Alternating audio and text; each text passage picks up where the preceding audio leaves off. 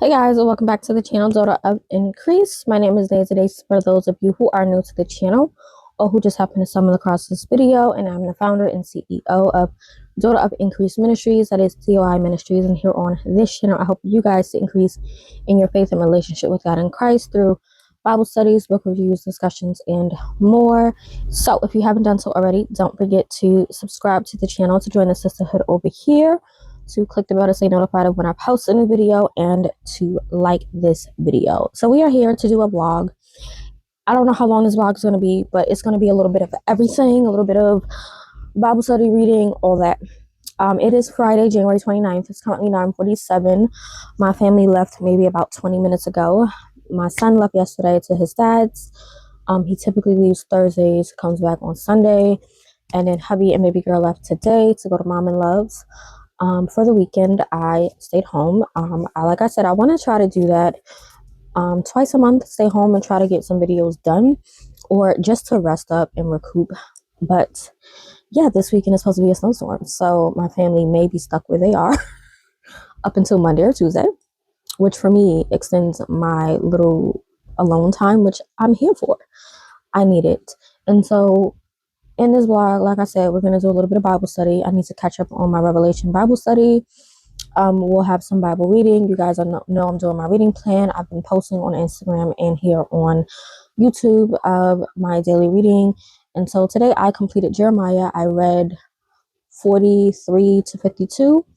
Jeremiah was real doom and gloom. I didn't really get a lot out of Jeremiah, but it was pretty good. I do need to go in, I think, for the last 2 or 3 days and write down the scriptures that stuck out to me. But I was just reading. It wasn't a lot that stuck out to me. And I'm using the Everyday Gospel Bible from Crossway for that. And I like the idea of having a set Bible for a reading plan, because then you have all of your highlights and your notes that you can always go back to. So I might do that. Well, I'm already doing that this year with 3 different Bibles. So I think I'm going to continue that for 2027. So yeah, that's going pretty good. I'll be doing Lamentation tomorrow. I think Lamentation is only 5 chapters. I think that's all I'm doing. But I also might start, I think Ezekiel is what I'm supposed to be starting tomorrow. I'm starting the next day, but I might do a couple of chapters of Ezekiel too. We'll see. I am a little bit behind on reading my letters to Malcom. I did start that as well. And so, yeah, I'm 2 days behind right now. I started that yesterday. What's today? Today's the 24th. I started on the 22nd. So I did not read on the 23rd. And I didn't read today's the 24th. So I'm reading 2 letters a day. And it's kind of set up how Screw Tapes is, where there's like different letters. So I read letters 1 and 2, which were pretty interesting. I need to read 3 to 6 today. I'm also using ChatGPT to help, like, just get like a basic summary and some thoughts and stuff. I am preferring to use the ebook version that I have. I'm using my, oh no, what is that? Oh, it's coming off. My daughter spilled milk.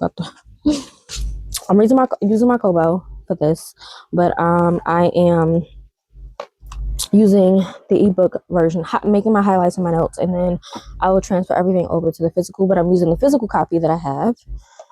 Let me grab it.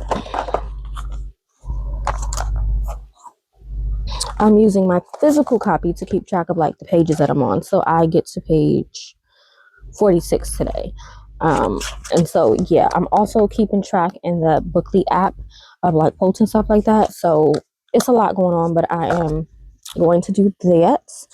I don't have my wedding ring on right now because I did, and I think I mentioned in another vlog how I was getting the protective clear, and I did get it. It's universal protective clear coat for unpainted or plated metals. It protects from tarnish, oxidation, rust, or corrosion. And so it's this thing. I got 2 bottles of these. It's a 1 ounce container. I will say it's strong, very strong. I think I still have like a little bit in this. Yeah, still a little bit in here, but I did 2 coats on my rings, so it should be dried now. But I had to do this because I think when I was wearing, well, I did coat up my silver ring for sure. And they said it takes about 3 hours to dry, which it does do. It takes 3 hours to completely dry, but I did 2 coats, and they say let it cure for about 3 to 4 days. And so I'm not really going to put it on my skin up until after, today would be what, day 2 of doing the second coat, because it took 1 day to do 1 coat. Till I realize it. So if I do Friday, Saturday, Sunday, yeah, so about Monday is when I'll wear my rings. But yeah, I put the coating on it. Specifically, I knew I wanted to do it for my rose gold, because this rose gold ring, unfortunately, and I think it's really my fault that it's doing that, the coloring started to come off. And I think it's because I was wearing that ring that I got from what you call it, Sight and Sound, the cross ring on top, and it was scraping up against the ring. And I just happened to look, and I was getting frustrated because I don't like when rose gold plating comes off. And I know that that tends to happen with rose gold rings, but I think I was causing it to happen quicker. And so I don't know if you guys are going to be able to see it, but yeah, I don't think it's going to show on camera. Up here in this area, it was starting to happen. And then, is it here? Yeah, here. I don't know if it's going to pick up on camera. It was starting to happen here, but you really can't tell because I had the rings rubbing up against each other. And so I know rose gold is definitely one of those things where the coloring can definitely tarnish or start to come off. And so I definitely wanted to make sure that I got the clear coat for that. And so I did do 2 coats of that. I may do a third. I ain't even gonna lie. I might drop these in one more time because there's still a little bit in here. So I might just drop these in there one more time, and then these are done for. I don't need to do these again. The 2 coats I did on these are fine, but I am going to let them continue to dry, the silver ones. So we don't need to do those again. I'm just set those to the side. But I am going to drop my rose gold ones back in there one more time and let them dry up, just because I want to preserve them as much as possible. And then I did also get this ring holder from Amazon. I'm probably going to order another one because I have my order from, I think it's called Caitlin Minimalist, coming with all of the, I have 5 sets of rings coming that are like birthstone. And I'm going to be doing the same thing with this coating when they come, because I'm not playing about the tarnishing. I've heard good and bad things. I did go with the rose gold coating. And so I think anytime I get rose gold or gold coating, and it's not like, even if it is 100% gold, which obviously I'm not going to have 100% gold, I'm going to put the coating on it just for protective reasons. And so, yeah, it was a little pricey to get this on Amazon, but we'll see how it holds up. I heard really great things about it, and I've heard a lot of people say to get this even for your jewelry, your costume jewelry. It helps to keep it from tarnishing, stuff like that. So we'll see how it holds up. So I've done 2 coats. I'm gonna go do a 3rd coat just for sure. I have my wax warmer going, and I have this warm and welcome from Goose Creek going right now. So I cannot wait to go back to Walmart and get more of these. I did redo my nails. I was doing these Glamify Gems and Charms Couture. These were fine. I just didn't like the fact that the gold design was like tarnishing. I don't even know if I have one on me. I got the freaking nails in my pocket. Okay, yeah, I do. So this is what, I don't even know why I got a dime in my pocket too, but hold on, y'all. Let me just stick these over here because I definitely thought I threw them out, but I did not. So this is what it was supposed to like look like with the gold, but that gold, I guess I don't want to call it filigree, but that gold molding design ended up wearing off after some time. I don't really know how long it was that I wore it, honestly, and I didn't put a top coat on top of my nails either. So yeah, I know the other Glamify nails I have gems on them, and they're like basic designs. They don't have like the other thing. So I don't know if I would get this design per se again, but I will try Glamify again because they did stay on for a good time.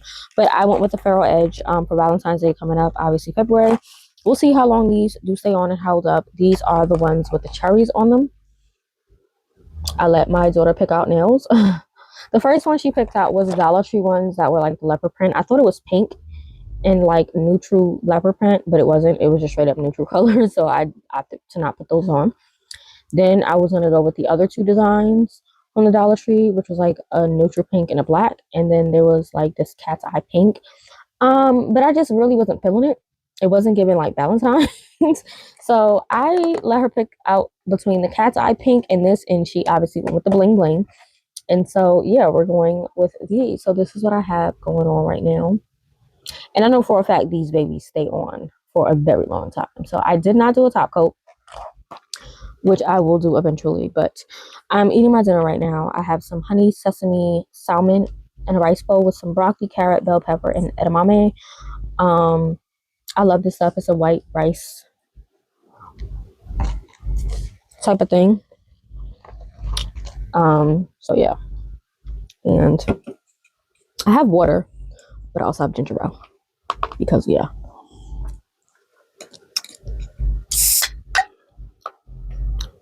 I need to get a can opener thing because for like sodas. Because when I have one press on, sometimes it's hard. But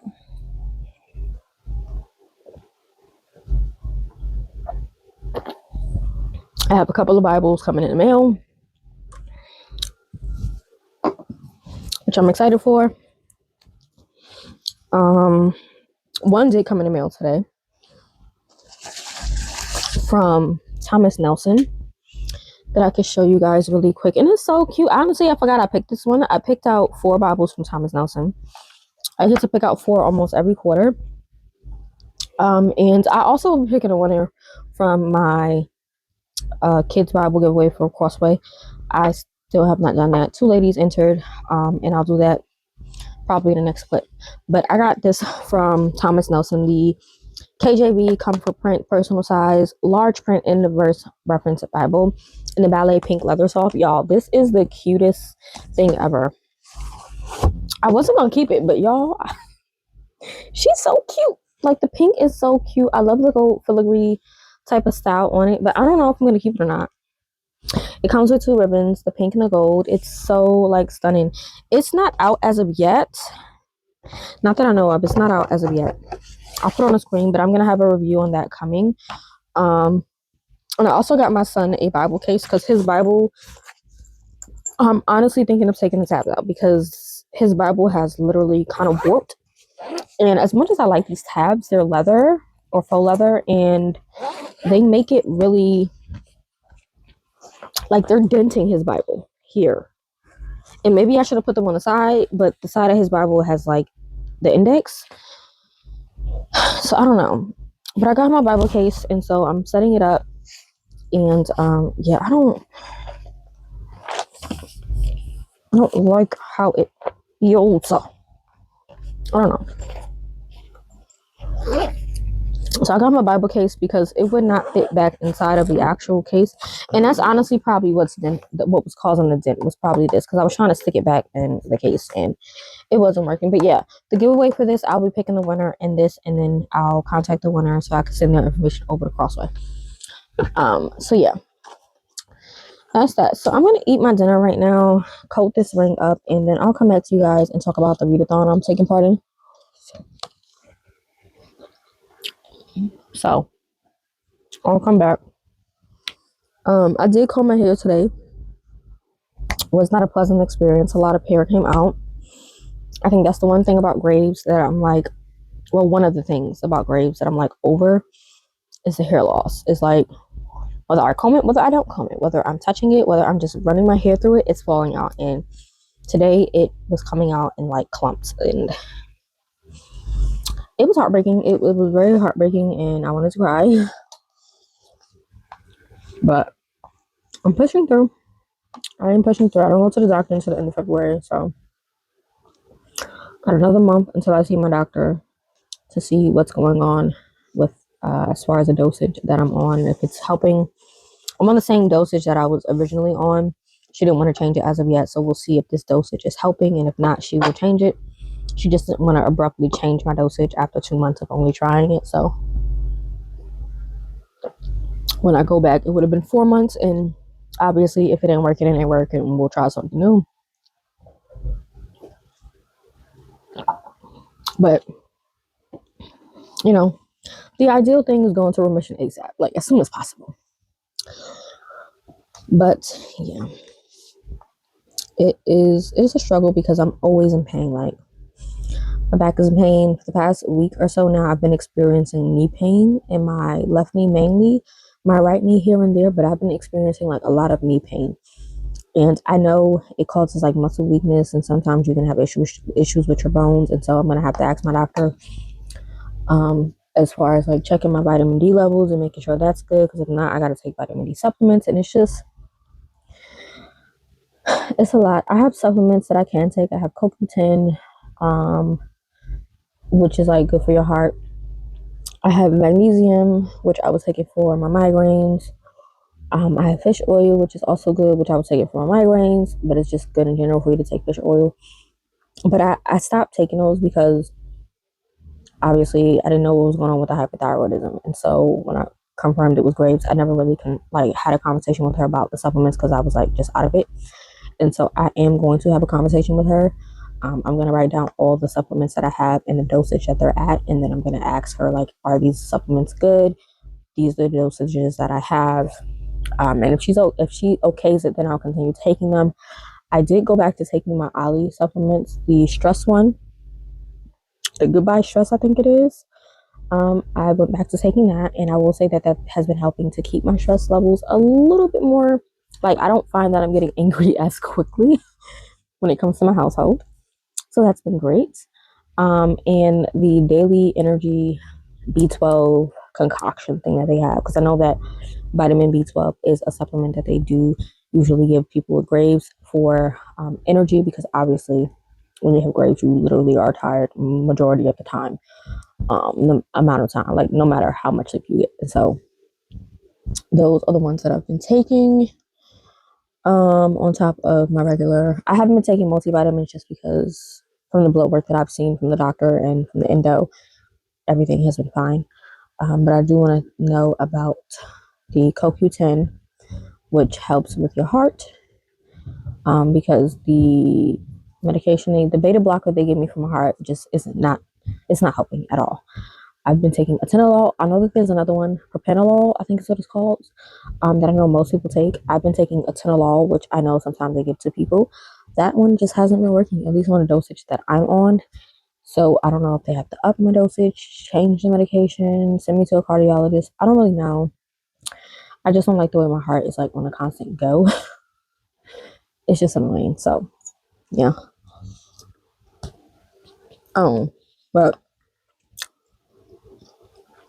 tonight I do want to get into Revelation. I do want to get into my reads of the day. So we'll see. Let me eat my dinner and I'll come back to you guys. All right, y'all. It's 11:10. And I take my medicine at 12. And so I figured I would get started with reading. I do need to actually read 2 books, which I didn't think about, but it's okay.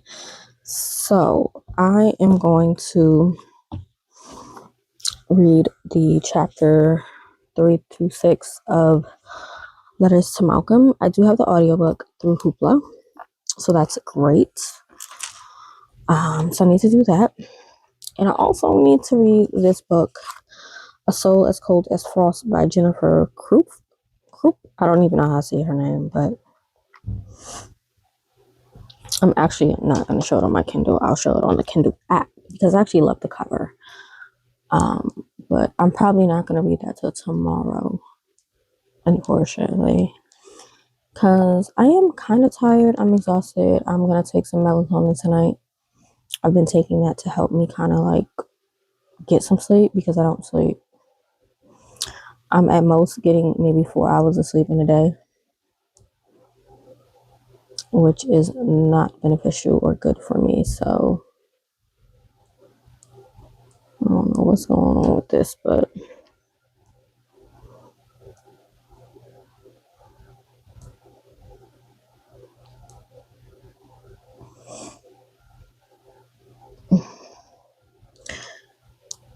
here we go. So I'm supposed to be reading A Soul as Cold as Frost, which is like a Christian fantasy, with like hints of the Nutcracker, I think, Scrooge, and a couple of other like Christmassy themed stories in it. But I'm exhausted, so I want to do the 4 chapters of this and actually tackle all of chapter 17 for week 7. Or is it week 8? Week 8. So I want to tackle all of it. It was 17 to 19, honestly.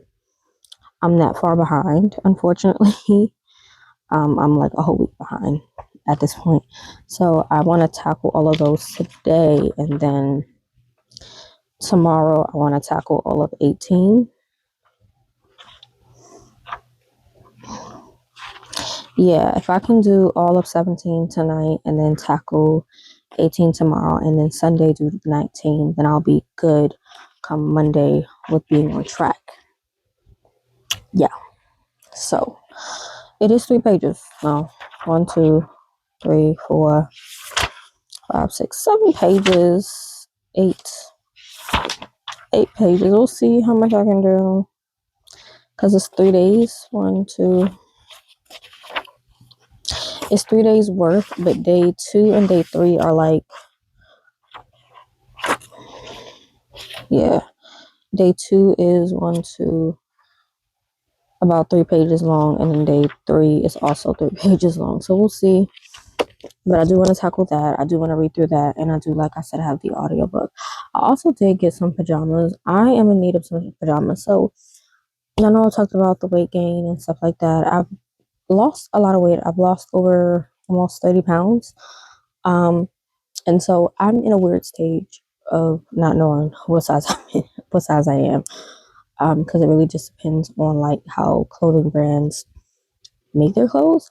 And so I can wear anywhere between a size 14 or 16, sometimes a size 12.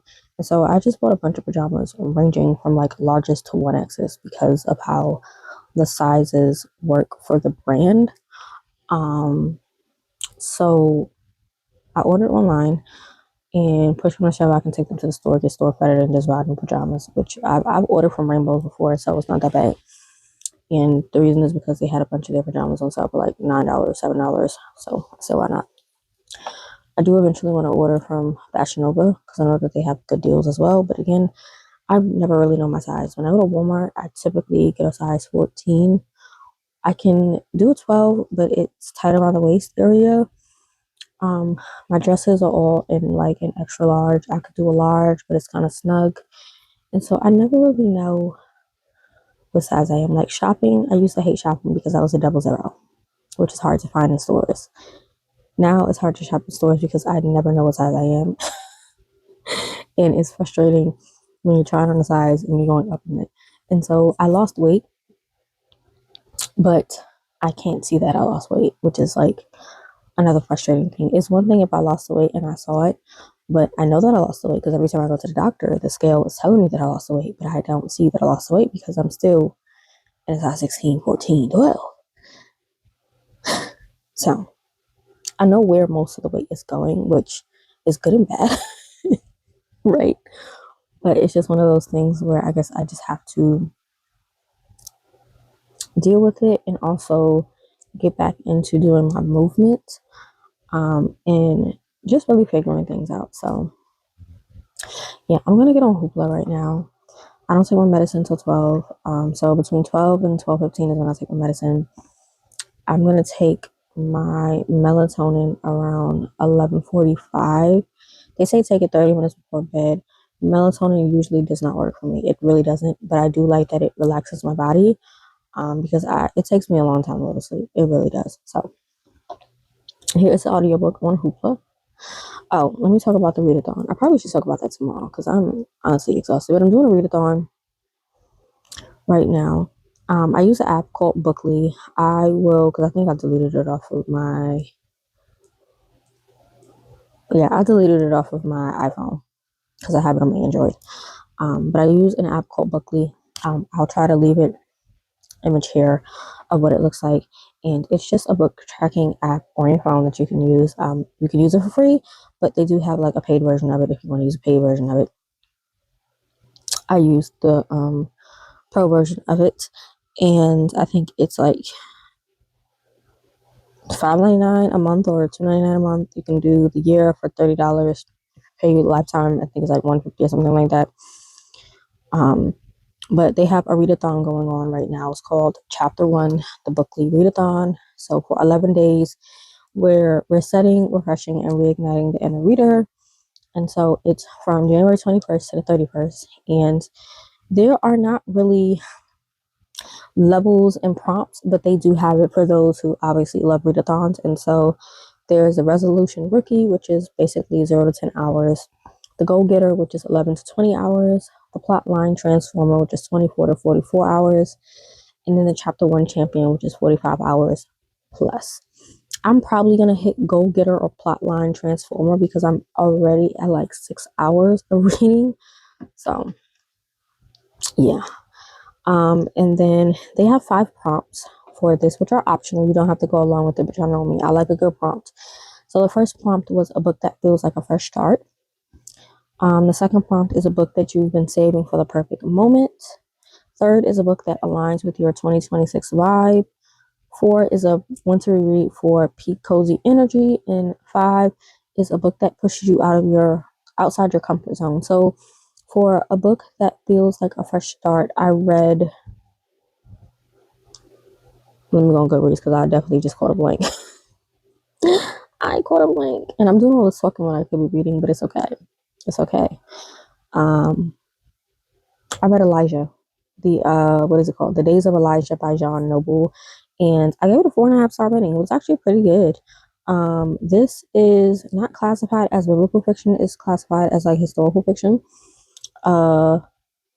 Historical fantasy. Yes. Oh, actually it's classified as biblical fiction. Good. So it's biblical, historical fantasy type thing. It's actually really good. Basically the story of Elijah, the story of Elijah, excuse me. And I enjoyed it. I gave it a 4.5. It's a 5-star rating on Goodreads, but you can't do half-star ratings on Goodreads. So I gave it a 4.5. I really, really enjoyed it, especially seeing Ahab and Jezebel and like the craziness that ensues with the Baal worshippers and stuff like that. So I read that for a book that feels like a fresh start because Elijah, obviously, it's like a fresh start, especially for him at the beginning with how the author John Noble creates the story. For a book that pushes you outside your comfort zone, I read a historical fiction, and I opted to read All That Is Secret by Patricia Raybon, which is the first book in the Annalee Spain mystery. I gave this a 3.5, I think, or 3-star. I think it's a 3.5 star rating. I didn't really care for the mystery part of this, but I enjoyed the character. She is a Black theologian teacher, professor, whatever you want to call her, and I enjoyed the faith aspects of it. The plot line was kind of interesting. The characters were comical. But yeah, it's historical fiction. I'm not a fan of historical fiction. Like, I'm just not. So that was out of my comfort zone. For a winter read for peak cozy energy, I was gonna read Deck the Shelves by Toni Shiloh, but they don't have that on Kindle Unlimited, and I don't feel like spending no money to buy the Kindle book. So I swapped to A Soul as Cold as Frost by Jennifer Kropf. That's on Kindle Unlimited. And then for a book that you've been saving for the perfect moment, I could honestly just say Letters to Malcom because I've honestly been saving this for the perfect moment. But I also have A Run at Love by Toni Shiloh because I've been saving that for the perfect moment, but I don't know. So we have the 2 books there. And then for a book that aligns with your 2026 vibe, I could go with Letters to Malcom, of course. But I have, what is this book by Andrew Peterson? What is it called? On the Edge of the Dark Sea of Darkness. So yeah, I'm gonna go read and come back to you guys because the light on my thing is saying it's dying for my mic. So I'm actually not gonna go, but like I'm gonna turn the mic off and probably do a time lapse of me reading.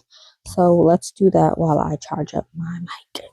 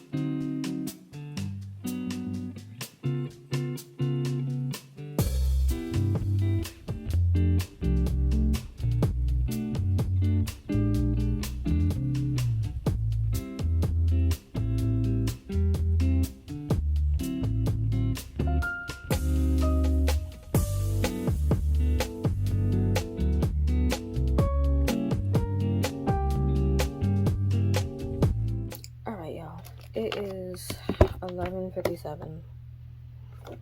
I got up to chapter 7, so I did catch up on my reading of letters to Malcolm. And it's interesting. I still prefer scripture letters, but this is about prayer. I feel like when I reread it physically and I go to take my notes, it'll register in my head like it's C.S. Lewis. So y'all know when y'all read C.S. Lewis, it's like you're reading it, you're like, okay, what are you saying? type of thing. So yeah, I'm not getting it, but I'm getting it, right? So that's where I am with it.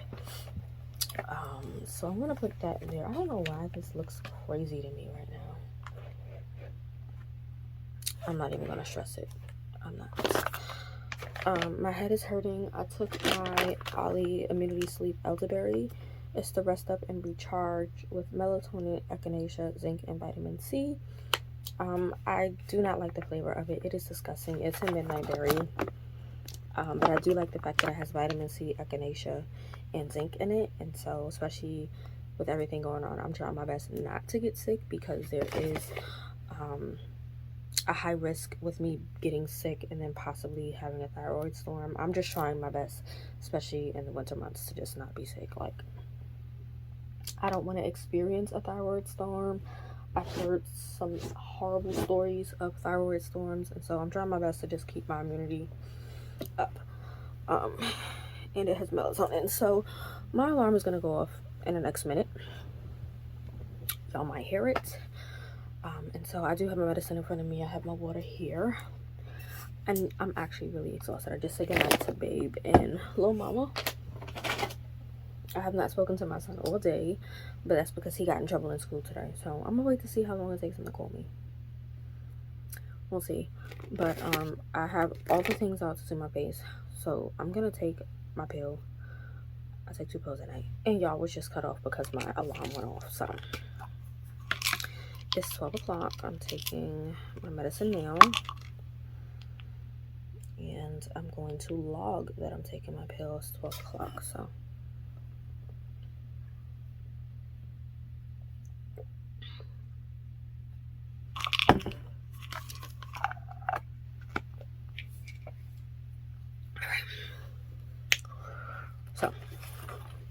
I'm very exhausted.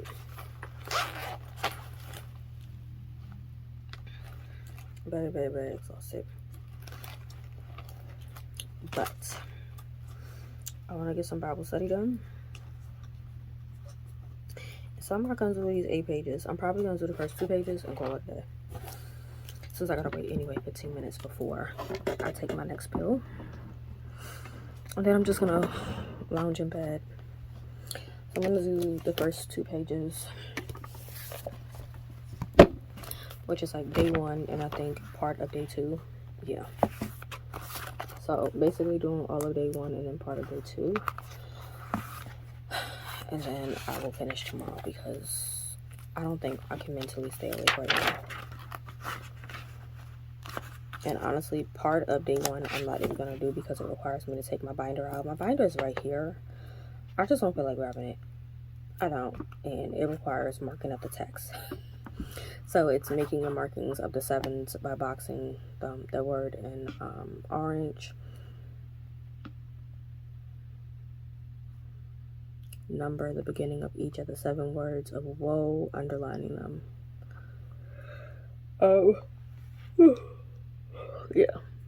And then marking up the word throne, and then also any diagram for the diagram on the back. On page 214 is a diagram of the tabernacle, and throughout our reading of Revelation we're like referencing it to see if there's any imagery. You can't really see it, but I got this purple lighting on it. It's so calming and relaxing and I love it. So I'm definitely going to make sure I keep that kind of vibe in the house when we move. I'm definitely, especially like in a living room, I can just picture it now, like me in a living room chilling, lights and lavender.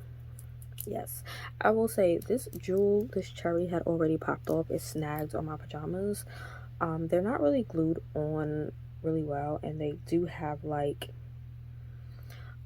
You guys can't tell. There's like a gap. There's like a major gap in between. So I think I'm gonna cover those gaps with glue, because once something gets under there, it will snag. Like this one is covered because, yeah, so I'm gonna take that glue out and probably cover those up once I do my skincare. But I'm gonna do these first 2 pages and then I'm gonna shut myself down. Do these first 2 pages. By then I should be able to take my next pill, my last one, and then go wash my face for the night. So yeah, I'm tired, so tired. But yeah, letters to Malcom is like, it's all about prayer and like different topics concerning prayer and just church in general. But it's C.S. Lewis, and so C.S. Lewis is very interesting in how he writes. And so, I mean, what more can you say about C.S. Lewis outside of him being a very interesting person with his writing? So I am going to listen to Revelation, write email. That's what I'm fenced to do. I'm gonna listen to the audio Bible. Sorry, y'all. Honestly, I should. I'm trying to scroll on something here. Alright, but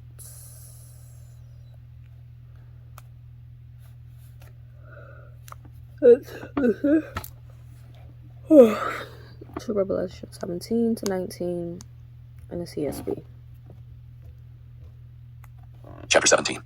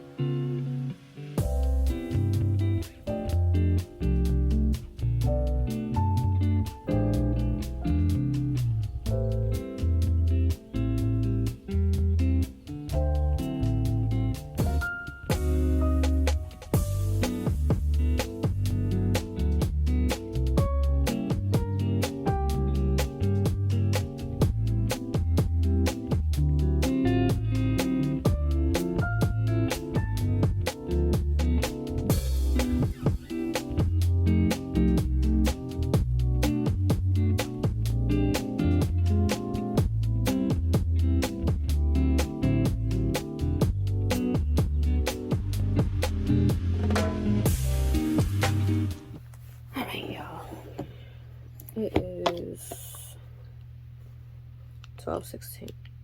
I took my pill. I can't.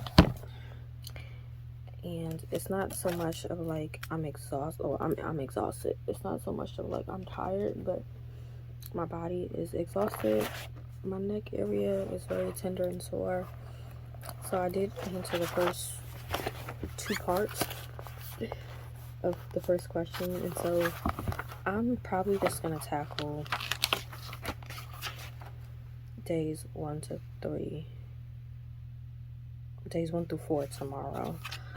I'll figure it out, or I don't know. We'll see how much I can get through tomorrow, honestly. I don't know why I always wait till last minute to do it, and it's like 2 weeks for each session, so I have more than enough time, but I always wait till the last minute. But I do want to catch up on it, but I can't right now. And my nails, because I put that glue to secure everything, it's like, yeah. So I do need to wash my face. Am I gonna do that? Probably not. Did I take everything out? I did. Do I want to? I don't. I just want to lay down. But do I need to? I do. So some nights I haven't done it, and when I talk to I do take therapy. I was talking to my therapist, and we talked about like me getting back into doing skincare routine. And she was saying like how like just doing skincare for me, making sure I implement that every morning and every night, or even if it's just once in a day, in the morning, is like a sense of normalcy, because I haven't had that sense of normalcy for a very long time. Since being pregnant, I've been in nothing but pain. And then postpartum has been like craziness to be then hit with hyperthyroidism and then Graves. So I've been in constant flight mode. Is that it? But she said like doing my skincare for me is like a sense of normalcy because things haven't been normal. And so there's nights like this where it's just like I don't feel like it. I really don't. But I know I need to. Not just for that sense of normalcy, but if I don't, then I start freaking out, and then I get frustrated, and then it starts to stress me out, which then adds to me getting more breakouts, and so it's like a cycle. But I really just want to lay down. And like the pain that I feel is like from the back, literally like if I push it from back here on my neck all the way down to my lower back, pain, and then my knee is on fire. So luckily my toe hasn't been an issue. Just waiting around for it to grow back. My toenail.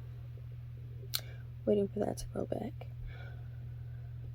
Because I ate that food around like 9-ish, 10. I didn't have to eat before taking my pill. As long as I eat between the hours of like 9:45 and 11, I don't have to like eat again. I've noticed. If I do not eat in between those hours, like if I eat at 8 and think I'm gonna take my pill at 12, my stomach gonna be messed up and I'm gonna be puking like the exorcist, which is crazy. I don't like it. I experienced that I think around week 4 is when my body just went crazy with the medication. I broke out in hives on my face, and that was like for like a week straight. I had hives on my face, which they do say you typically can break out from the methimazole. For me, my face, it was just my face that broke out. And then what was I going to say? Oh, and then I was taking it on an empty stomach for the first 4 weeks. I was fine, but at like the first 3.5 weeks I was fine. But at exactly 4 weeks, like that 4-week mark, when I took it on an empty stomach, it was a night where I was just puking up, and it was the most scariest thing in my life because I wasn't puking up like fluid and food. I was literally puking up foam. My stomach was hurting. I was regurgitating like just straight acid, I guess. I don't even know. It was the most terrible feeling in the world, the most disgusting thing in the world, and I was like, never again. Because every time I went to go lay down, I had to get back up to go puke, but it was like nothing but foam coming out, and throwing up foam is the scariest thing to ever have to do. I thought it was something wrong with me outside of whatever was already wrong with me.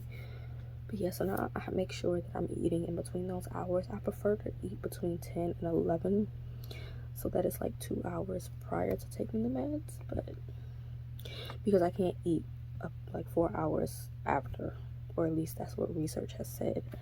I haven't really asked my doctor specifically, but anytime I look it up, they usually say with the methimazole, because certain things can hinder it from absorbing properly.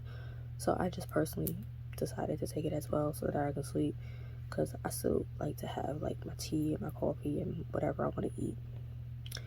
So I'm out of it. I don't gotta get up.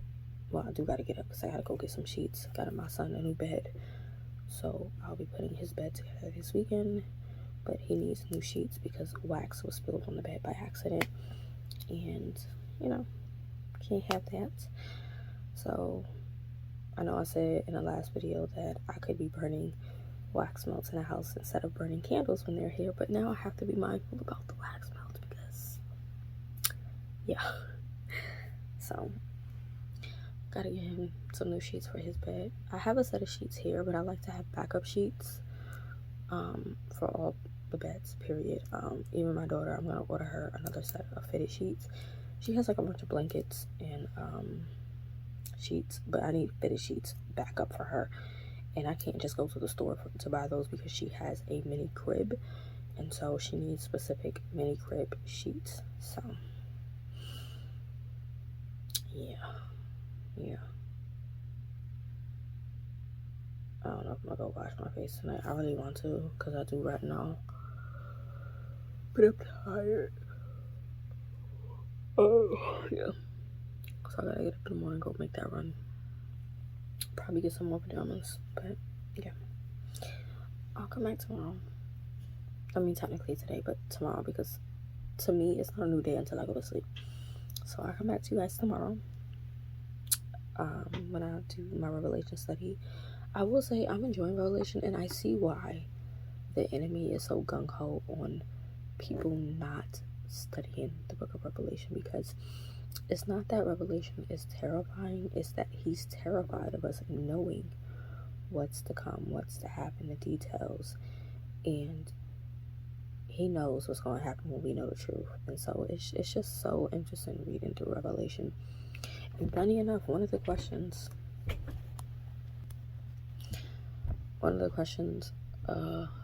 for one of the sections for chapter 17 of Revelation talks about Jeremiah 50 and 51, and I was laughing because I literally just finished reading through Jeremiah, so maybe it was a reason that I didn't get through week 8 yet until now, because I literally just finished reading through Jeremiah through my canonical read of the Bible.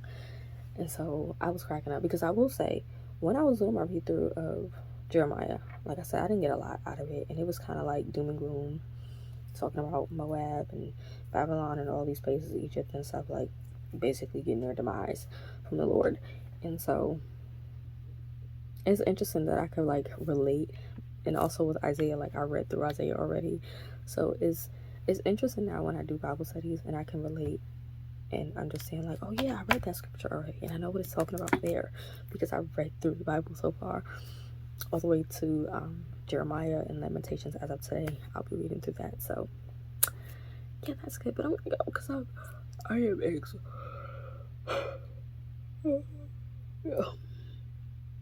Yeah, your girl tired. So skincare is here, but I'm not doing it tonight. I'm just not. I ain't going nowhere. I ain't going outside. My face is clean. It's clean. I'll just extra clean it in the morning. And I mean, when I say my basket is literally here, it's right here. I will just switch out my nighttime skincare for my daytime and probably do retinol tomorrow night because I'm tired. So I'm gonna go. I'm gonna chat with you guys tomorrow when I get up, and we'll get some Revelation study done, and I'll catch up on my reading. So I'm gonna go get some sleep because I'm getting tired, and I'll chat with you later.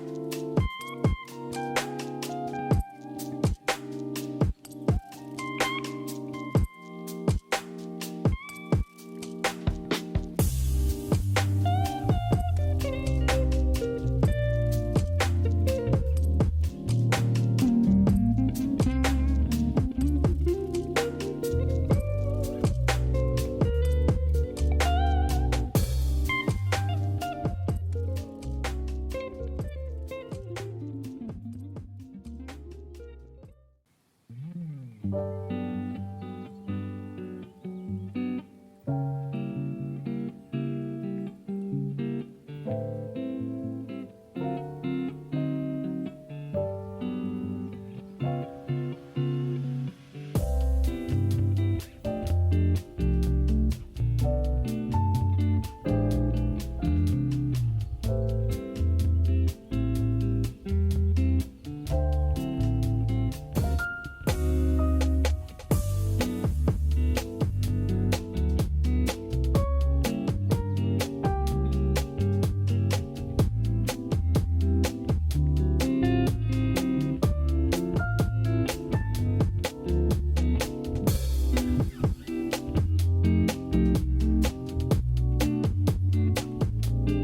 guys. It is currently, what time is it? I watch. 8:54 in the morning. I woke up around 7 something. The Lord woke me up because I said I wanted to get my Bible studies done. So yeah, let me put my robe back on. I do have to run out. I was just going to Value Zone just to get, like I said, them sheets for my son's bed. But I also am running out of creamer, the cookie butter from Giovanni. So my mom was like, you want to go see if they got some? I was like, yeah. So I'm going to go there first, see if they got it. And then if not, I'm just going to go to Value Zone. So yeah, I showed you guys me doing my skincare routine. I mentioned yesterday how like I am trying to get a sense of normalcy and make it a habit. So that is what I was doing. Currently playing Heartopia on my iPhone. Heartopia is a free game. You can play it on your PC, Steam, Android, iOS. So I'm right now playing it on my iPhone because why not? But yeah, did my skincare. I have me some Progresso soup. That is the soup that I have to now eat because it's not as salty as Campbell's soup. And I know with the Campbell's I could just dilute it with water, but it doesn't taste the same. So Progresso, and I prefer the creamy chicken. It's so delicious. But this is the creamy chicken light, which is supposed to have less calories or something like this. So this is a soup that I've honestly been eating for a minute. And at first I didn't want it, but it's actually really good and I like all the flavors that they have. So I ran out of my Guru Nanda Oral Rinse and the Breath Harmonizer. And I'm just going to toss this as an empty because it is down to the wire. But I have so many backups of serum. So I got a new one open. And I'm going to go with this avocado serum. It's a glow up renewing serum with avocado extract and ceramides. So I'm going to give these two a whirl in my, well, this is new, but her avocado is really good for the skin. And I'm not a fan of the Guru Nanda mouthwashes. They taste disgusting to me. Like, they have a really disgusting taste. So I've gone through 2 flavors of the Guru Nanda. They're disgusting. So I think once I'm done with these, I wouldn't buy them again. They're just nasty. So put those in there, and then I'm gonna stick these in there. I like to do 3 or 4 serums every morning, every night, but yeah. I'm not gonna wear my ring today because it's still curing. It's dried, but like I said, I don't want to wear them until Monday when I know for sure that like they're completely cured. So yeah, I did 3 coats on my rose gold, 2 on my silver. I am getting a gold ring, most likely in the emerald cut, because I do like the emerald design. When I was wearing my silicone ring, I did like that. So I have a gold emerald coming in the mail, but I only have my rose gold one engraved because that's the main one that I obviously wanted. But yeah, that is the goal today. Eat this. I was gonna get up and do my Bible reading and Bible study, but we're gonna go out early because it's like 8 degrees outside. Don't really want to go nowhere, especially if I need acting up. My mom is gonna take the lift to all the locations and back because it's that cold. Usually we'd walk it, but it's so cold, and with my knee, it's like getting worse and worse. And I know with the knee, it can be the joint weakness, it can be protein buildup. I really don't know what it is. I just know like every day it feels like it's getting tighter and worse. So no idea, but I'm gonna eat this, watch a little bit of YouTube, play my game, get dressed, go make those runs, and then come back. I was gonna put my son's bed together, but the way my knee is acting up, I don't know. And I could ask my brothers to do it, but I prefer to do those things by myself. Like, I've been building my own furniture for a minute, and I enjoy doing it. It's kind of weird. Even if my husband was here, I would probably build it myself. So, I don't know. I know there's a lot of, like, letting go of things as far as, like, control that I need to do in my marriage. And also with accepting certain things when it comes to having Graves' disease. And we'll talk about it, obviously, in this video. But, yeah, let me finish playing this game. Where am I supposed to be going? I don't think I've ever been this far. Hold on, what's going on here? Oh, it's a gift. I want it. Give me. Ooh, come on. I don't like playing on my iPhone because the iPhone screen is so small. I don't mind playing on my Android, but then my battery on my phone dies quickly, and then playing on Steam Deck is kind of annoying. Just a little bit. So, you know, we gotta do what we gotta do. Gotta do what we gotta do.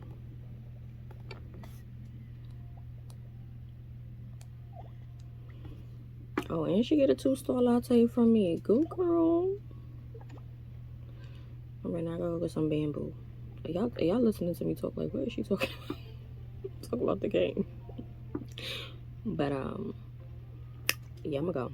And I'll come back to you guys, I guess, when I start Bible studying, and I'll montage that. So, yeah. I'm back, and I'm dressed, and I'm getting ready to go in a few.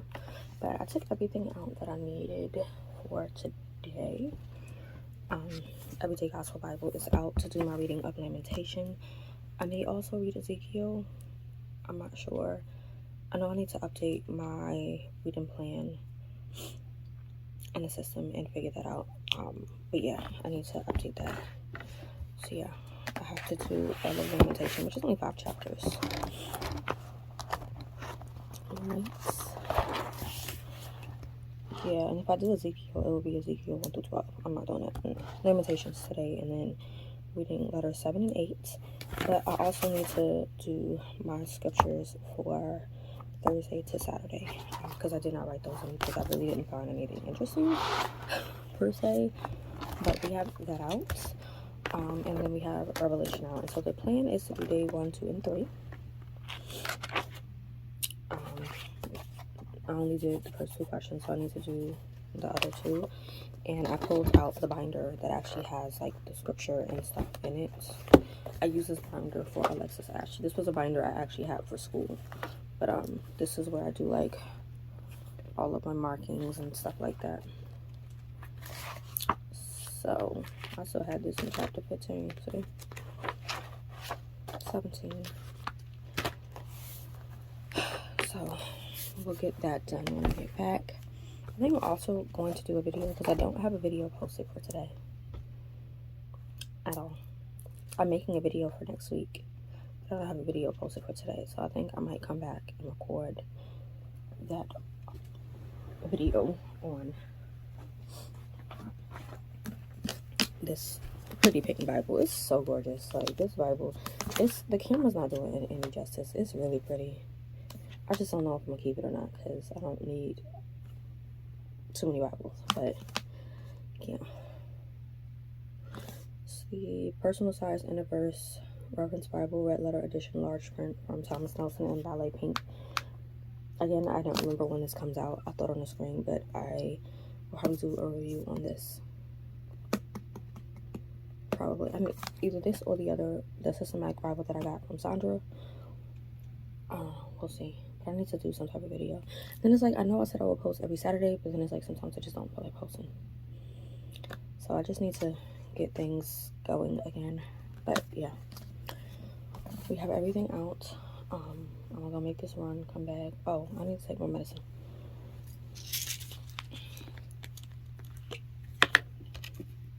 Is it 9:30 yet?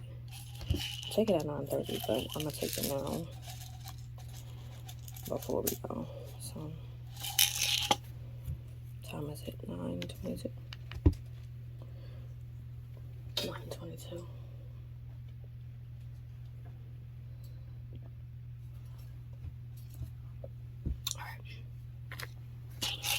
Took that.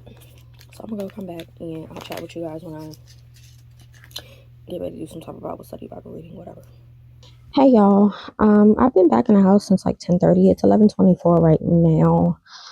Wrong way. 11:24. I was on the phone with Babe when I got back in. Him and little mama. But I just got off the phone with them and I just finished reading through Lamentation. It's just 5 chapters. It was pretty quick and easy. And I did fill out my planner.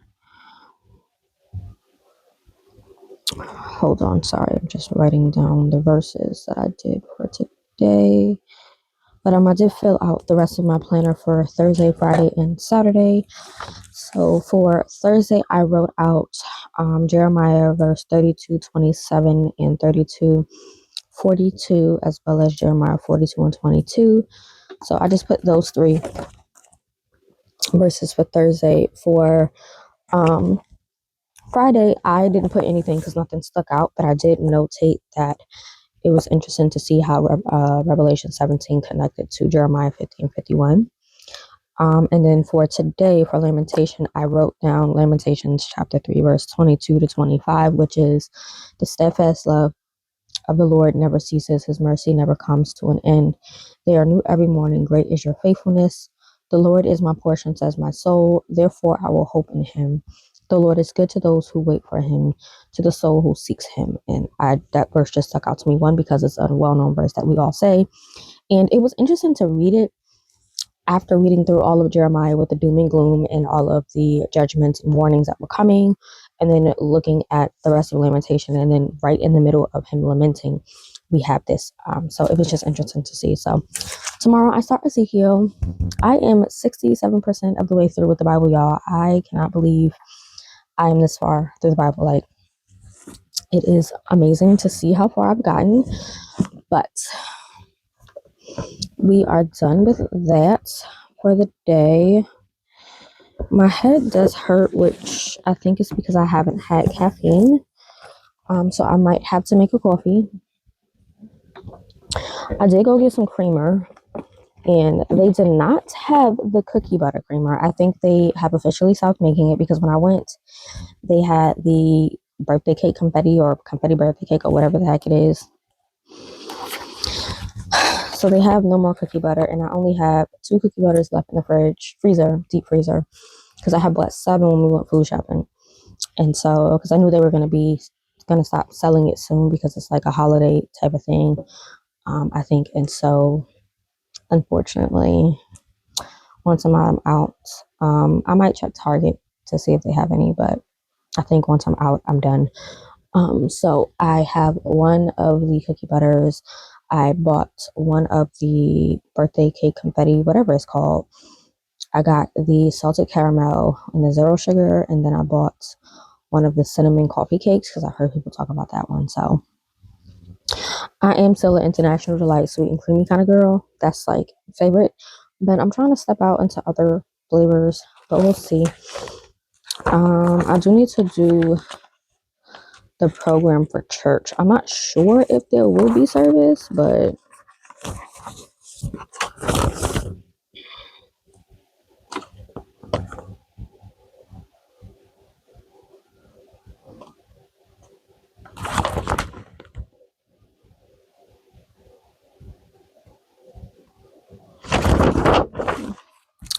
I'm not sure, but we did that.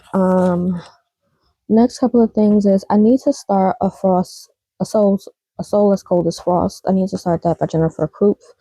And then I need to do letters 7 and 8 of this book. So let me see where that will put me at.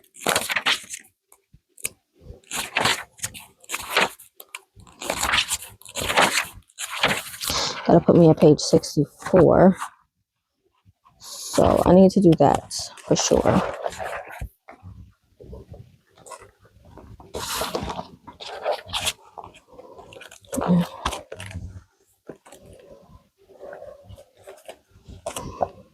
can actually stick this here, possibly, maybe. Let's see. Yeah. So I need to read both my books.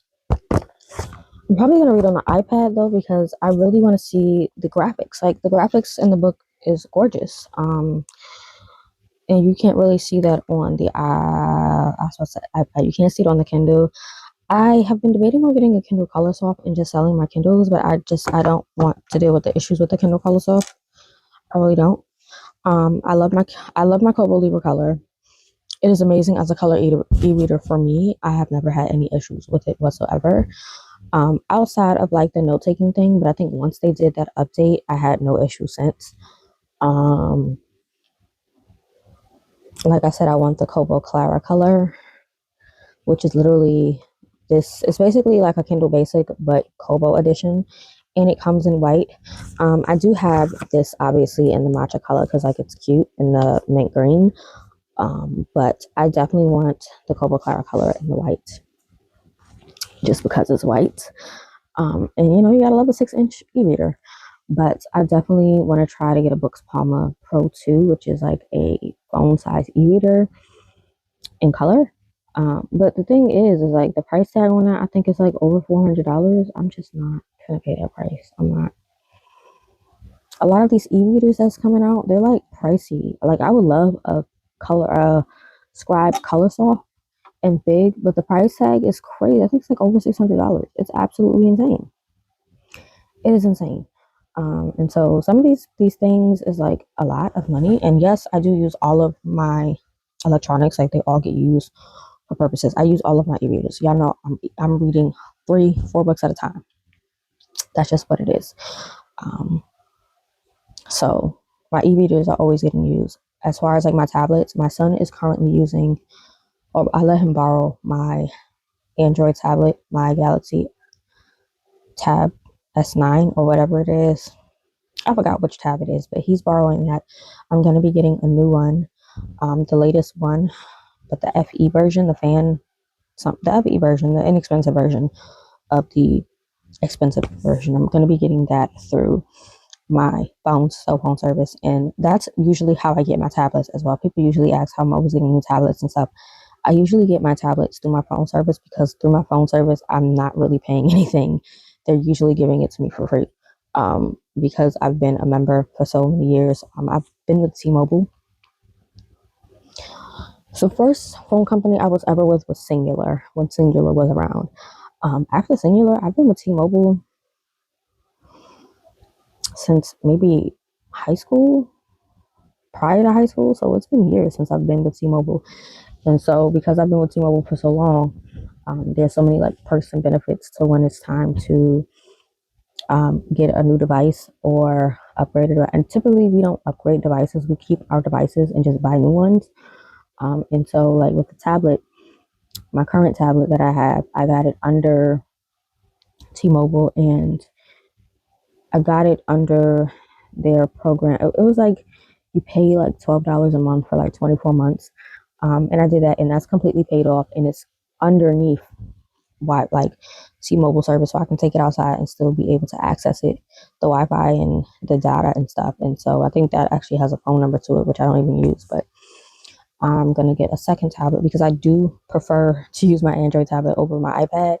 But I also have 2 kids, and so like if we're in the house, and my husband wants to play the game, and my son is using the tablet, and I'm on my iPad and working on a computer, and baby girl wants to watch something, I have to have something accessible for her to be able to do, because sometimes she doesn't want to play or read or do anything. She honestly wants to just sit and watch Peppa Pig or Miss Rachel, or currently she's watching a new show, Chip and Potato. And so she's not big on TV, but she does enjoy TV shows here and there. And so, or say I want to do something on my tablet, I can't do that because my son is using the tablet. And so it's just time to get another tablet, a second tablet. I've been wanting to do it for a long time because I knew my son was using my tablet. And so, yeah, that's how I get devices without having to pay. Usually I go through my phone service and I'm only paying like $15 a month for like 24 months. And I think you can pay ahead of time with it, but It's with my phone service, so it's not expensive at all. And I don't buy like brand new devices. I get the device that is mid-range. So I normally get a Samsung device. I'm a Samsung girly all day, every day. I've been a Samsung girly since Samsung was a thing. And so I usually get a Samsung tablet within the S range. And then I go with the FE version because the FE version would be like the inexpensive version of like their regular version. So like they have the Samsung S9 tab. I usually get the S9 FE tab because I don't have to put a down payment, and it's usually $0 payment. They send it to you, and you're normally just paying the $12.99 or $13 a month. So that's how I usually do that. But the plan right now, it's 11:35. My head is banging. I took my migraine medicine before I left. I ate this morning before I left. I've drunk water. I'm still drinking water. So I think it's the lack of caffeine. And so I think I'm going to make me coffee. Probably iced. I don't really want an iced coffee, but I don't want a hot one either. So I'm going to do that. And then I'm going to get done reading with letters to Malcolm because it's only 2 letters. Get that out the way. Then I'll take a break. Probably watch a little bit of YouTube. Then I'll do the Jenny Wilkin study. Get day 1 completed of week 8. And then do the first page. Yeah, do these 2 pages. Take a break. Read to 30% on as cold as a soul as cold as frost. When I get to 30%, take a break. Do the next 2 pages.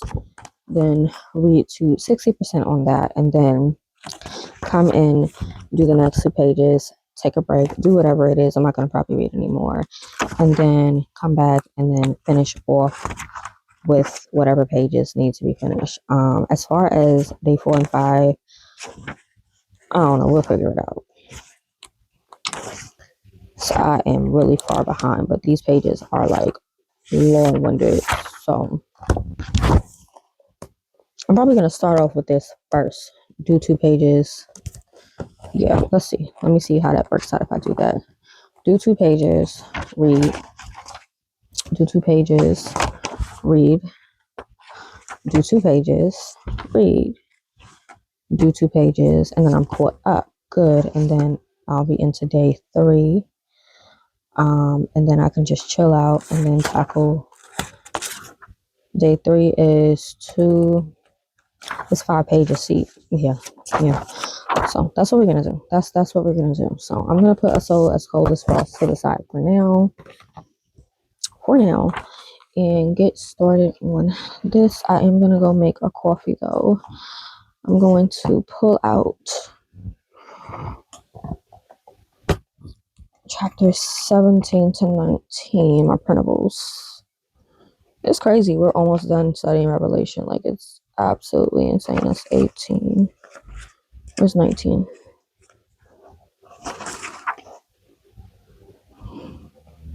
I only need up to verse 10. So, all of the chapters that I needed. Okay, and then the pens that I need for that. So I'm just waiting for my mom to finish in the kitchen so I can go do that. So, yeah. Sorry, just moving y'all back a bit. I'm going to take out my blue marker. I'm going to need my blue marker. I use this Sharpie pen blue marker, Sharpie art pen blue marker for that. And then I use the Mr. Pen pastel fine liner in orange, because you have to use blue and orange pen. I'm also going to use my Sharpie S-Note blue highlighter as well. So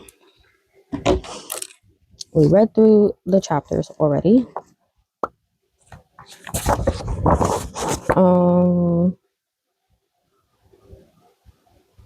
Yeah.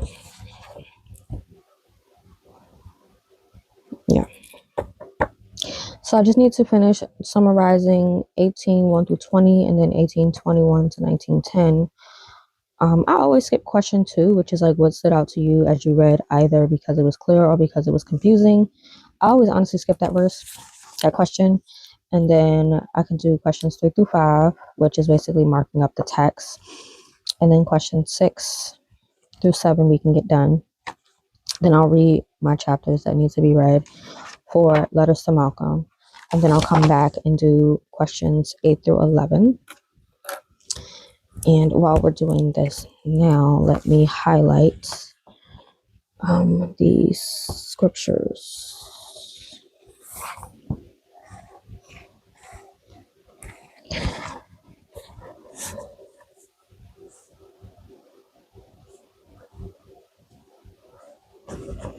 Yeah, question 11 talks about Jeremiah 50 and 51 in relation to Revelation 17, 1 through 8. So, yeah. But I'm going to go through first and mark up scripture references that are not like related to Revelation. Yeah, here's another one relating back to Jeremiah 51, 24 to 26. So it's just really interesting being able to like see like, oh, I already read through it in Isaiah, see 54 verses 9 through 10. Like, it's just interesting to see like I've read these verses already. Yeah, even when you get into chapter 18 is going back to Jeremiah. So it's interesting because I read it already. So I am intrigued. So I knew there was a reason for me having not read through this week yet.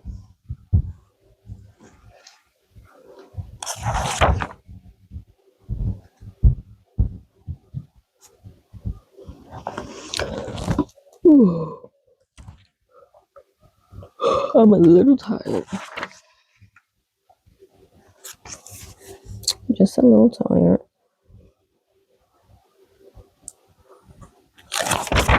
But I'm just highlighting, like I said, any scripture references outside of Revelation I like to do.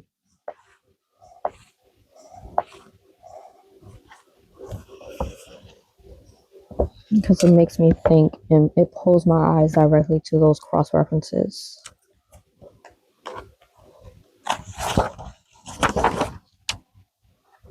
Okay. So we've done that. Put this highlighter back. So I'm just gonna start and come back to you guys when I'm done with the first 2 pages and when I get ready to read and let you guys know my thoughts. So yeah. Hey y'all, so it's almost 3 o'clock. It's 2:52 right now. I've been doing a little bit of everything, but I went straight through and did days 1 to 3. So here we have it. Here is day 1, day 2, and then day 3 is over here. And then here's day 4. So day 4 has 4 pages or 5. It's these 2 pages, these 2 pages, and then also this page here. So I probably tackle this later on, but I do want to take a shower because that storm is coming. That winter snowstorm is coming, and don't know what it's going to do as far as like the pipe system and whether it's going to be frozen over or not. So I do want to take a shower. I did get some new pajamas when we went to Value Zone. So I got the same pajama set, but I got the navy blue. Then I got a black set. I don't feel like going to get it. And it's just long johns. It's just like a long sleeve set. The black one I got in an extra large and it fits great. And then I got the blue one in a large because I couldn't find an extra large. We were like in a rush to get back because it was cold outside. They have this lace detailing on it. Super cute. It's not, well, it is see-through actually, but it's like super cute and feminine. And then it comes with the long pants. I've just been in like a pants thing. I'm preferably more of a short kind of girly, but wintertime, it's been really cold. We got the pants, and so the pants look like this, but the bottom has like that lace trimming.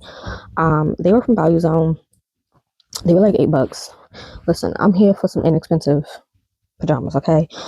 So I got myself up for a shower. I did get my coffee, which did help with that headache, and so I do need to eat. But we'll do that later. I'm gonna go get in the shower, like I said, before all that happens. My mom did get some like flashlights and stuff. She got 2 sets of flashlights that come with like the portable chargers and stuff like that.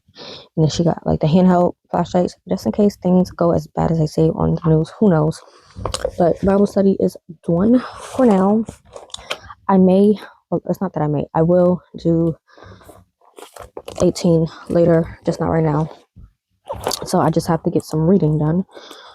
Pretty much. I'm not going to do my son's bed today. I'll do his bed tomorrow. So I will probably read first, get myself together for a shower. I'm going to read letters to Malcom really quick because that doesn't take too long. And then, yeah, I was gaming. I was playing Hello Kitty Island Adventure because they did come out with that CU5 update, which bought Mapo, I don't even know, but I was playing that.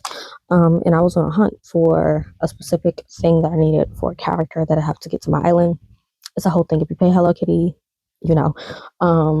One of the characters that I have to get on my island, not for some time, maybe for like a month or two, I won't get this character, but I like to set up my cabins for the characters ahead of time so that I don't forget to set the cabin up. I needed this one specific item that only came from the new character, like the new friend that we got. And so with the new character that we got, there is like a new cooking station, which is a vending machine. And then there's a new like gaming system, but the gaming system gives you new furniture, and the new character brings 4 new friends, and one of his friends requires this gaming TV, but the gaming TV only came from the gaming that you did. And it was weird. I finally got it after like playing the daggone thing like 6 times.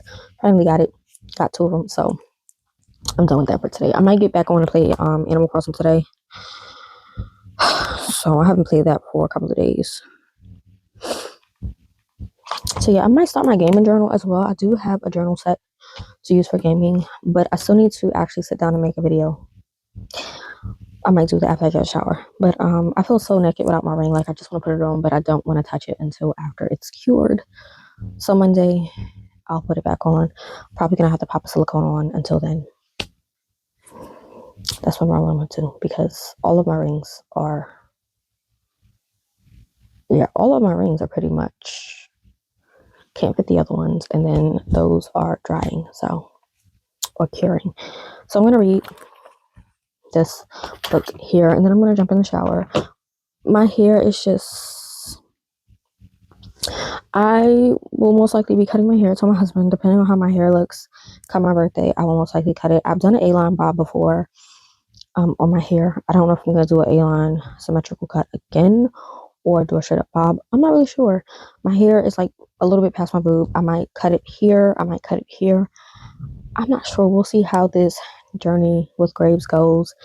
But yeah, what I want to do before I continue so that I can post on the video is pick a winner from that video. And so I did download that color wheel situation, and I put the 2 people who were in it. I don't even know why this is here. Delete, because we don't need this. Delete it. I use spin the wheel for doing like my things, and so I made one for Bible giveaway, and I have the 2 entries. Rebecca, she has an actual YouTube channel which I actually follow and subscribe to her channel, Rebecca Lee.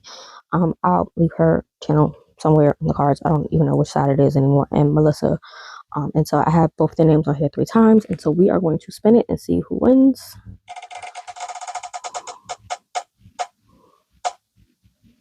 Melissa. Okay, so Melissa has won. I'm going to actually comment on that video right about now when I'm done with this before I go in the shower, and let her know that she won, and to contact me so that I can actually get her information to send over to Crossway so that they can send that to her. It's probably going to take some time with this whole snowstorm situation going on, but by Wednesday they should contact me and let me know that they sent it to her. So again, I'm not sending it. I basically get your information and send it to Crossway in an email, and they send it directly from their warehouse to you. Their shipping is pretty fast. They usually ship through UPS. So that's that. Melissa has won the Bible, and so we are going to be done with that. I am going to do more Bible giveaways because, like I said, I have a stack of Bibles. A lot of the Bibles I prefer to give away to women at my church. But I haven't been to church in a while. So I do have 6 or 7 Bibles sitting over there, literally sitting in the corner. I just got a Bible in the mail. I'm giving away. I don't, it's like I have so many Bibles. I have well over 20, probably 30 Bibles. How many I have, I cannot tell you guys until we move. Because my Bibles are all over the place. I have Bibles over here. I have Bibles over there. I got Bibles behind my bed. I got Bibles in the bookshelf. I got Bibles even packed away. So I can't tell you how many Bibles I have right now. But I know it's well over 30. I'm not counting the ones that I'm giving away. I'm counting the ones that I know for a fact that I'm keeping. So I will let you in on a sneak peek of something I'm working on. Bible study. So I love Bible study. I love doing Bible study series. And so I'm going to show y'all a little sneak peek. I said I wanted to start doing Bible study again. And we're going to be doing a Bible study on the book of Jude. I already started doing everything for it. So I'm super. I don't even know how this works again.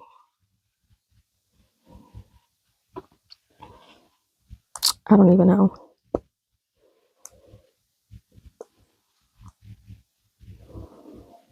Oh, uploads.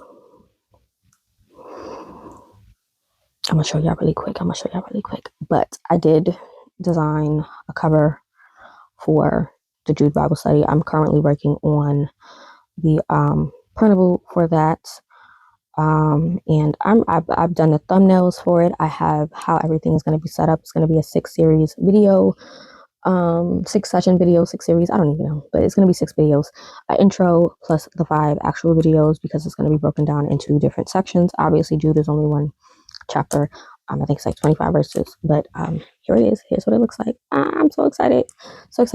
I am so excited. Here it is, Jude.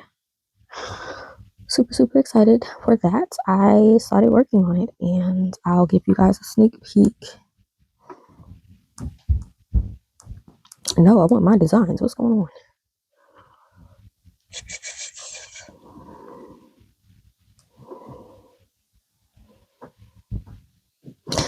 That ain't it. Let's go to the thumbnails. I'll show you guys the thumbnails. Just giving y'all sneak peeks of everything because I'm excited. So we have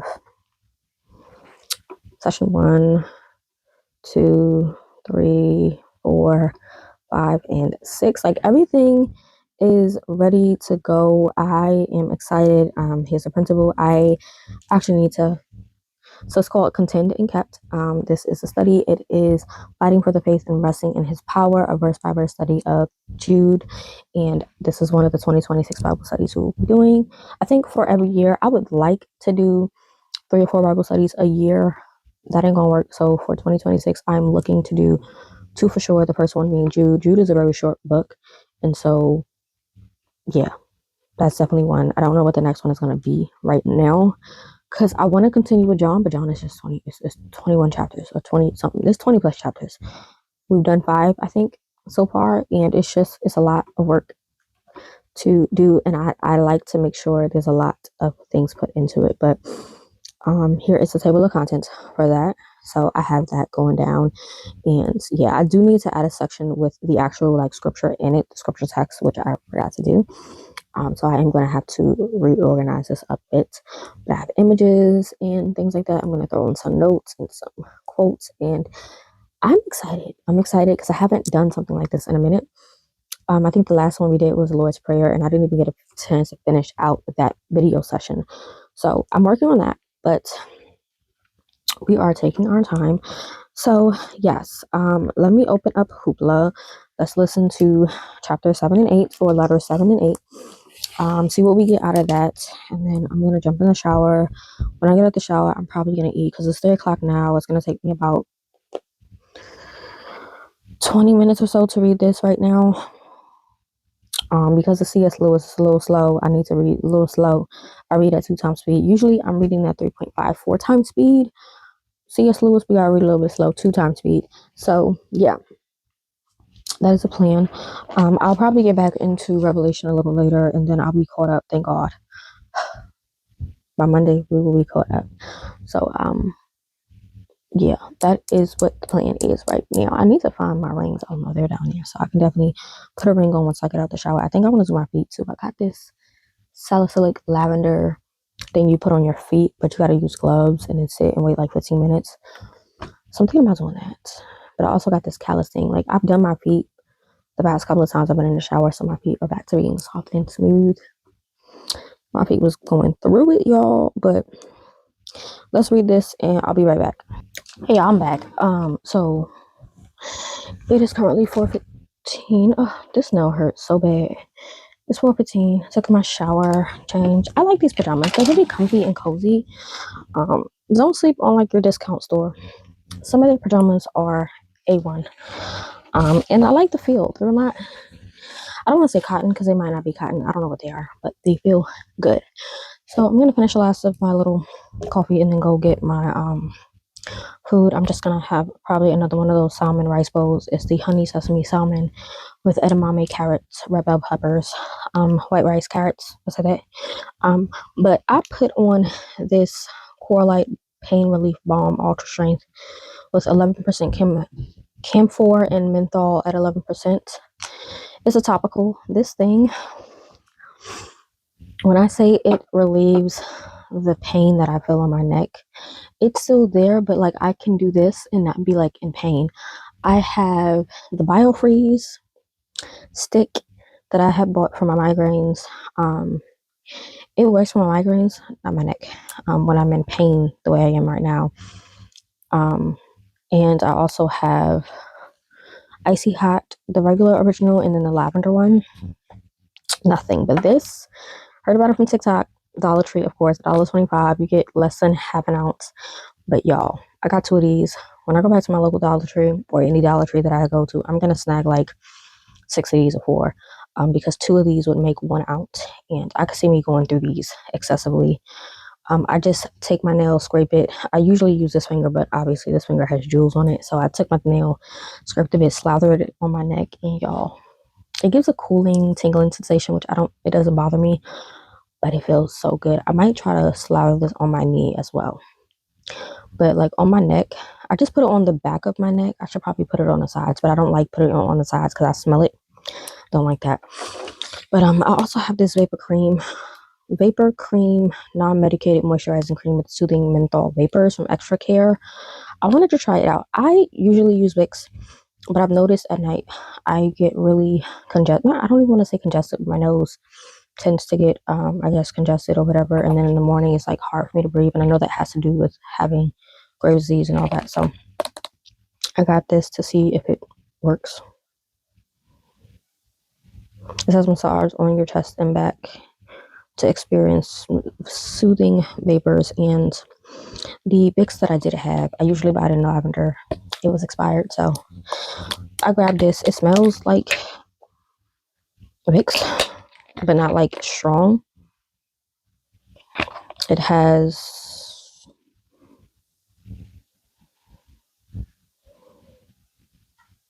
propanol. I don't even know how you say that, but we'll see.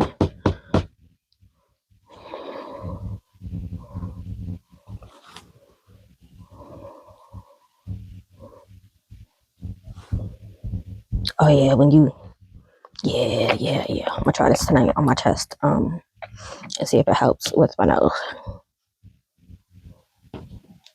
Put it on my nose now, but I'm gonna see if this helps, because it's a hassle. I have a diffuser, it doesn't help. So we'll see if that helps. But this is A1. I wish they would make this bigger, but obviously Dollar Tree. But this is A1 on my neck right now. It's giving a tingling sensation. I'm watching Magnified Faith right now on YouTube. I'm watching her 2026 Bible study resources. I did put on silicone. I went with the white one. I've worn the new one. I've worn the black one.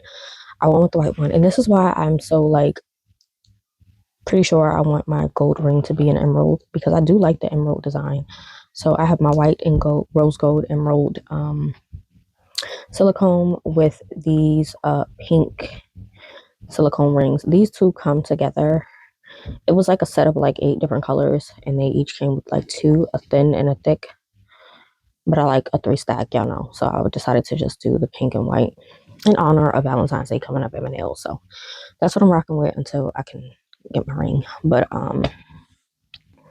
Yeah, I'm showered. I feel good. I feel good. I did brush my hair a little bit, so it's not as like frayed out and crazy. But I feel good. So I'm gonna eat and get some reading done. I do have my book out. Um, like I said, I'm not gonna read it on there. I'm probably just gonna read it on the iPhone. I had the book myself, but it is on Kindle Unlimited. And when you get a book from Kindle, whether that's Kindle Unlimited or buying the book through Kindle, then you're able to do assistive reader. And I like assistive reader because then I can read the book. I think it only goes up to 3 times speed. Let me see.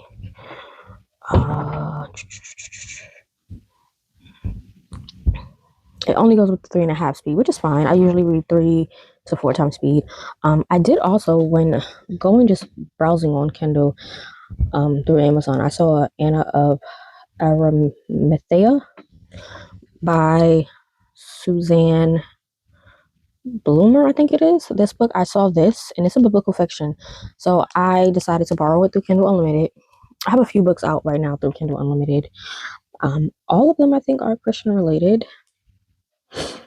I definitely had to get the sequel from Ashley Willingham, A Court of Vipers. That came out in December, and I gotta read that because I read a Court of Crowns or whatever it is, whatever this book is. I read this last year, and that was so good. And it is a clean romantasy Christian novel, and it's so good. It was so good. So yeah, and then I got Crown of Beauty and Anarchy and Between the Shadows. They're 2 different authors. Because why can't I think of her name right now? Give me a minute to find her. She's on my Chantel Reads All Day. She is doing an indie book club, specifically on Instagram, but she talks about it on YouTube, and she's going through indie authors, which you can find on Kindle Unlimited, that are Christian. And so I figured I would join in on that. And then I have a bunch of like Prime related books because I do have Amazon Prime. And then I saw this book called Sweet Potato Kisses. I don't know if it's clean or not, a clean romance or not. So I just borrowed it. So I have 6 books out right now through Kindle Unlimited. And then I have 3, 6, 9, 13 out through Prime. So yeah.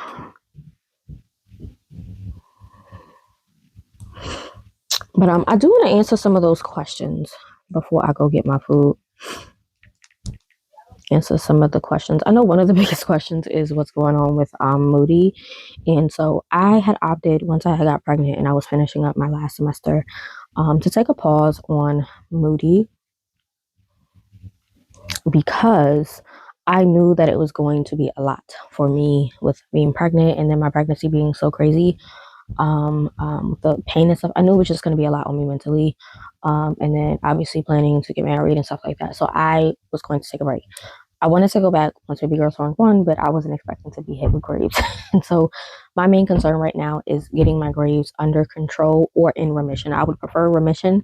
That is my goal. But obviously remission is not like I could say, yeah, in a year I'm going to be in remission. Like, it's not up to me. So it's my body. And so if not remission, then I would like to have it in a stable manner so that I can go back to class and not have any like issues or stress triggering it or whatever. I don't want anything triggering it out of whack, and so that's why it is on pause as of right now. We are in the process of things moving with the move by the end of the summer, so that's another thing. It's a lot going on behind the scenes, and so I just don't need any added stress, and I want to enjoy my time. Like, I enjoyed my first 4 classes, right? 4 classes. I think I have 4 classes. I don't even remember how many classes I took. I think I took 4 or 5 classes. But I enjoyed my classes and I aced them. And so I don't want to jeopardize paying. Like, I'm paying out of pocket for these classes. I don't want to jeopardize anything with me failing these classes or becoming overwhelming. And so, yeah, that was one of the main questions asked, was about Moody, what was going on with that. And that's why it is on pause. I'm still a student of Moody. I'm still getting emails contacted by the school and stuff like that. I still have an ID, but it's just on pause right now, and they know my situation, so that's what's going on. And then I have a bunch of questions. I've gotten way too many questions, so it is separated right now. So I'm gonna probably do 2 questions from each category right now. So how has my relationship with God changed from 1 year of YouTube to year 8? And I'm guessing that is in reference to Daughter of Increase.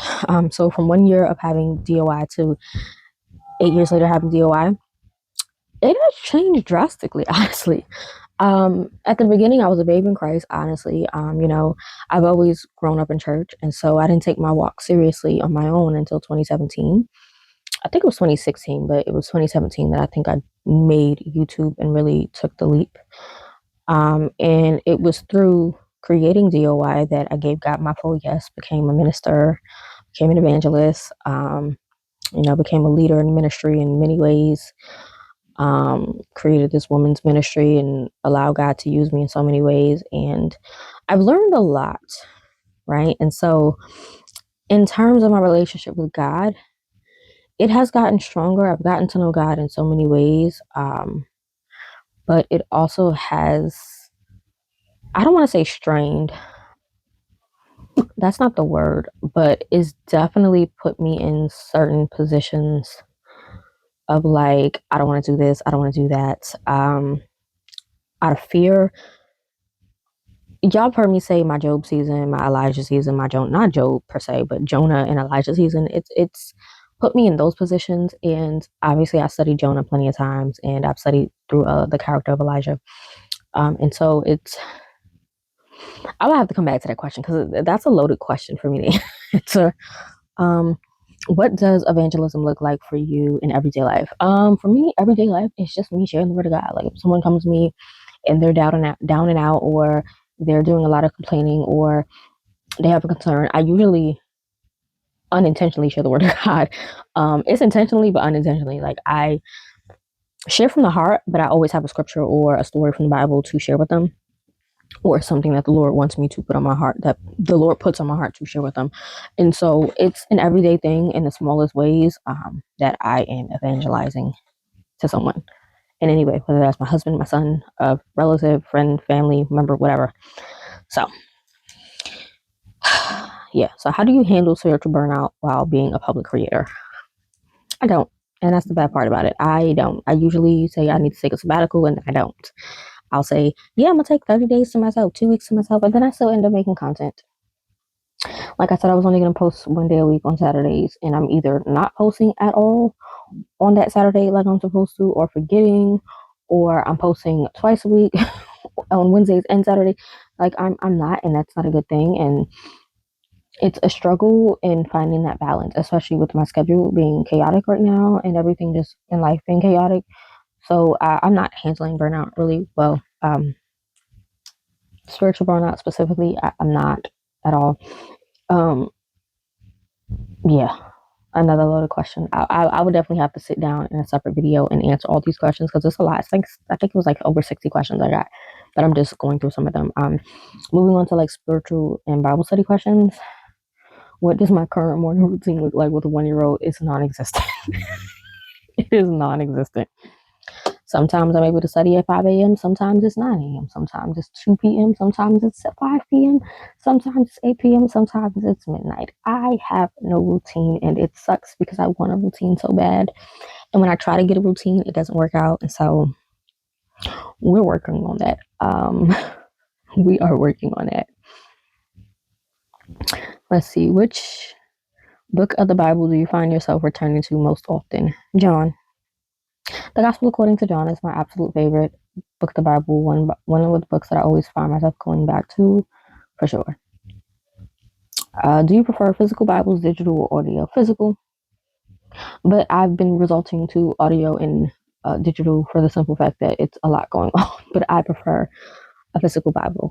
How do you teach your 12-year-old and 1-year-old about Jesus differently? With my 1-year-old, I recently started reading books to her, and I don't know what those books are. But I have like a bunch of books that I've gotten through book reviews from PH Kids and stuff like that, Crossway and stuff. So I've been reading those to her, and she's actually been enjoying like the books and stuff like that. And like, especially when it comes to like the Lamb of God and stuff like that, she loves saying "Bah." So yeah. And with my 12-year-old, I've always done Bible study with him when he was at that school age. I have workbooks from when he was like 5, and you like see his drawings and stuff like that. And I remember I used to get flashcards of the armor of God. And so last year, before the year ended, we started our Bible study. We're going through the fruits of the spirit, and then we'll be going into it's the fruit of the spirit, and it's something else we're doing. I don't know, it's the armor of God, and then the fruits of the spirit we'll be studying. And so he brought back some remembrance that we used to study the armor of God. And so I just try to share scripture with them in any format, whether that's through flashcards, whether that's through a movie, video games. I know that they have like a Christian video games, a lot more of those coming out. So my son is a gamer. Books are not really my son's forte, but I'm trying to get him into the books. So yeah, that's how I do that. Questions about motherhood and family. What is the biggest age gap challenge between a 12-year-old and a 1-year-old?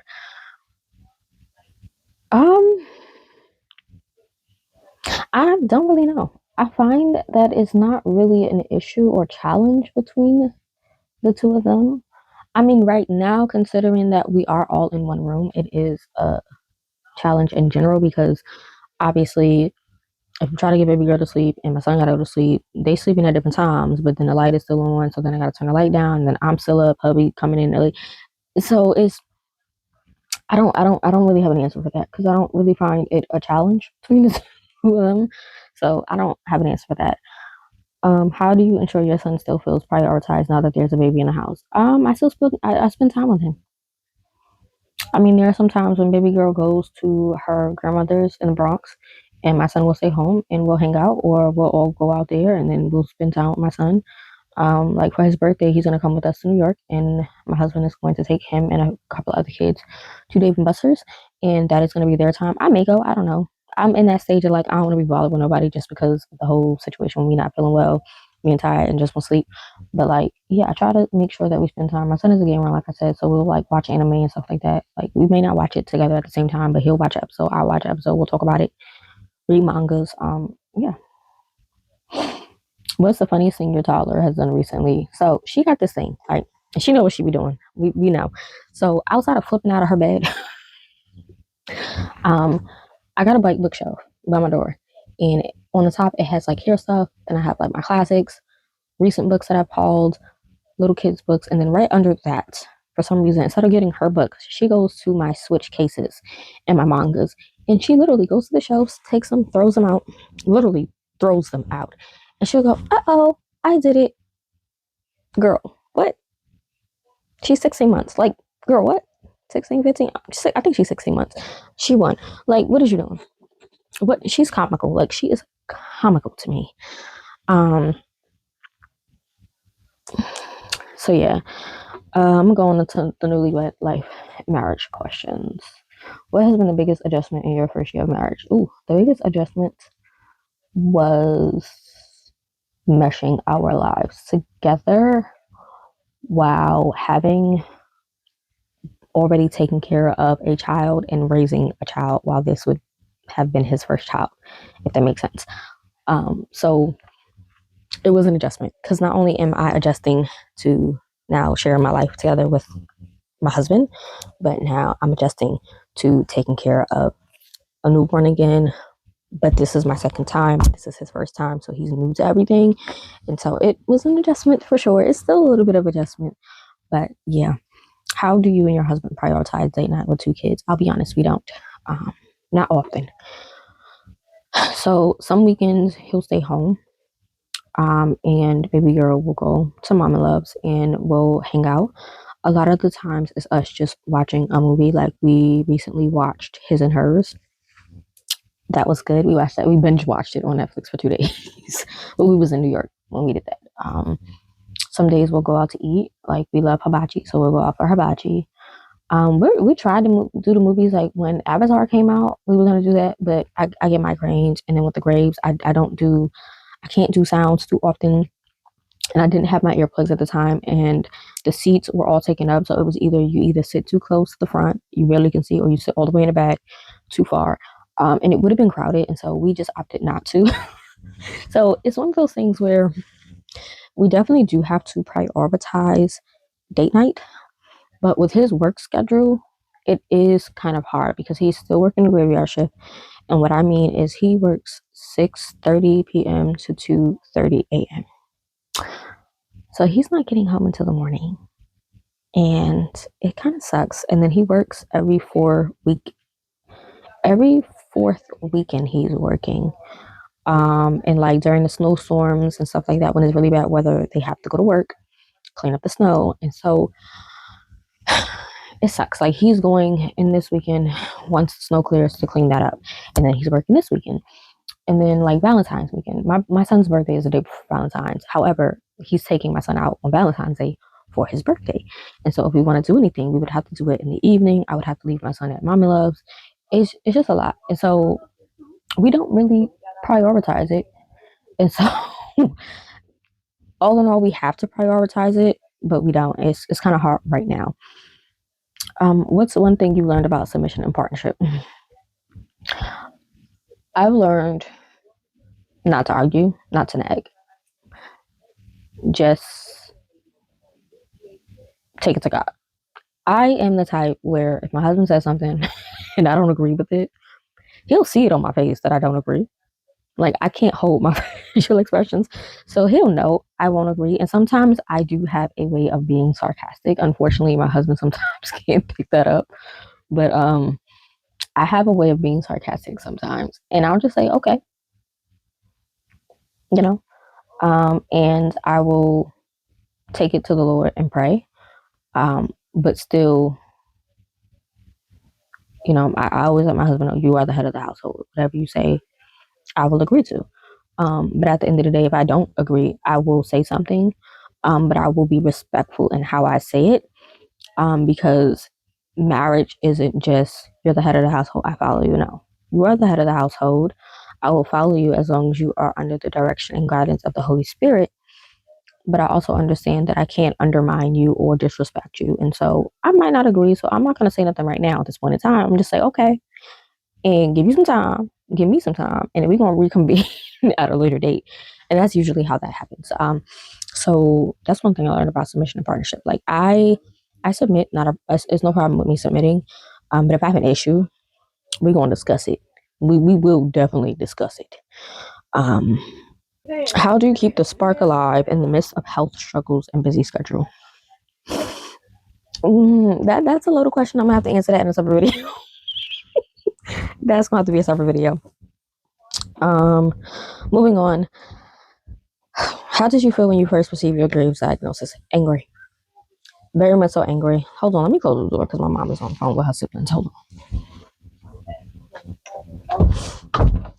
But I was very much so angry, heartbroken, discouraged, confused, didn't understand. I'm still in that stage, but not as much. But yeah, I didn't understand why me, because I just went through postpartum. I just went through this situation with my migraines, and now to be hit with hypothyroidism, and now Graves, like full-blown Graves. Like, are you crazy? Why me? Like, I didn't sign up to be on the strongest list for this year. I didn't sign up to be. I didn't sign up. I didn't sign up for it. I didn't say me. I did not. I get it, but I didn't sign up for it, so I was angry. How has your diet changed since the diabetes diagnosis? Immediately when my doctor told me about the pre-diabetes, I immediately had to stop eating a lot of the things that I liked, or not really stopped eating it, but lessened. I am a pasta girly through and through. I love me some white rice. That's my thing. I had to slow down on that because white rice turning to sugar, pasta turning to sugar. I ain't know all that. I'll be honest, I didn't. Thought it was a healthier option. So I just lessened the amount of time that I was eating it. And I incorporated a lot more brown rice, white rice, quinoa. I don't like those things. Some things are disgusting to me. But if need be, I'll spice it up with a little bit of seasoning and call it a day. I don't use as much seasoning either, but I do use a bunch of it. How do you manage the Graves fatigue while chasing a toddler? I don't manage my Graves, and it's bad. Because I'm still in that learning phase of how to manage it. Sometimes I am winded and my family is here. Thank God that I'm home with my family, because they are here. And if something happens or if I am out of it, they notice it, they attend, and they help. I don't manage it, and I'm trying my best to learn to manage it. That's an honest answer. Has your health journey changed the way you pray for healing? Yes and no. Yeah, yes and no. I don't really know how to explain that, but like I said, I'm gonna do a type of video sitting down with all of these questions again, answering them. But yeah. What's one thing you wish people understood about Graves' disease? I wish a lot of things. I don't think I could say one thing. So I'm gonna say a couple things. First thing, I wish people, and I know people mean it in the best way possible when they tell me, "Oh, you don't have Graves' disease," and it's a lot of believers when they say that, and I know what they mean is that not to claim it, but the reality is that I have it.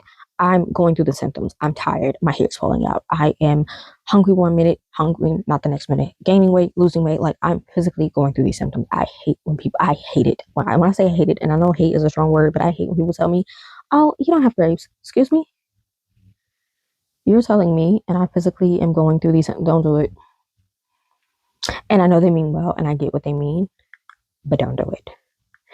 Another thing I wish people understood is that not everyone goes through the same symptoms, and not everyone has the same threshold when it comes to the symptoms. And so, like, my cousin has Graves, I have Graves. We don't have the same threshold of Graves, right? Other people I know may not have the same threshold. The pain that I'm feeling, like, I'm going through knee pain, I'm going through severe neck back pain. My cousin is not really going through that. She's going through more of the fatigue. I get the fatigue, but I'm also just insomniac in general, so I don't really get enough sleep anyway. I have the hair falling out, but not excessively. Like, I see people have balls of hair, clumps of hair falling out. Mine's is not that bad. And so Graves is not a one size fit all. It's definitely different per person, your body, your chemistry. Like, it's different. And people need to understand that it is a chronic disease. It is a chronic illness, I mean, and it varies per person. And it is almost an invisible illness that you don't even notice unless someone says something about it. And so I just wish people would know that. So yeah. What is your go-to comfort meal that fits your new health goals? Progresso creamy chicken noodle soup, so good. The honey sesame salmon, so good. It's from Scott and John. I used to do the Alfredo shrimp and the garlic butter shrimp rice bowl, but I don't do a lot of shrimp anymore simply because iodine. I have to stay away from iodine because of hyperthyroidism, Graves' disease. So I do a lot more salmon. So those two right now are like my go-to.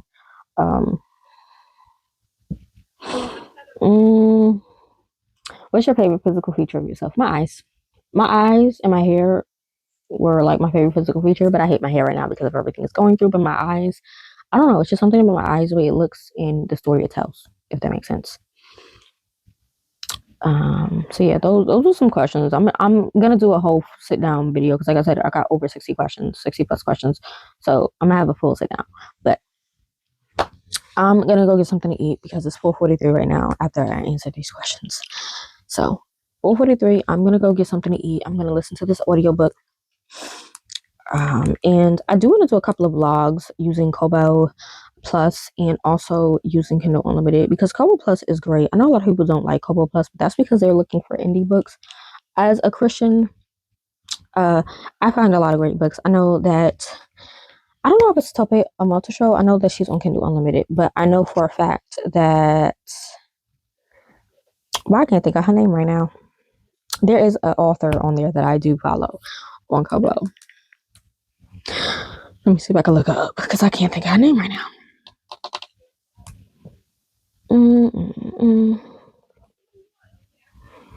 Ebooks.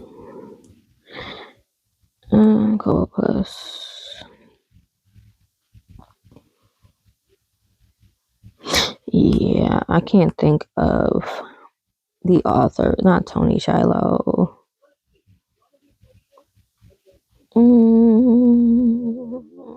There is an author. I can't think of her name right now, but I put it on the screen. She's on Kobo Plus, and she's a Christian author, and I love her books. So it's just really finding out which authors that you can read from. But I'm trying to see if Tope or Malta Show was on here. No, she's not.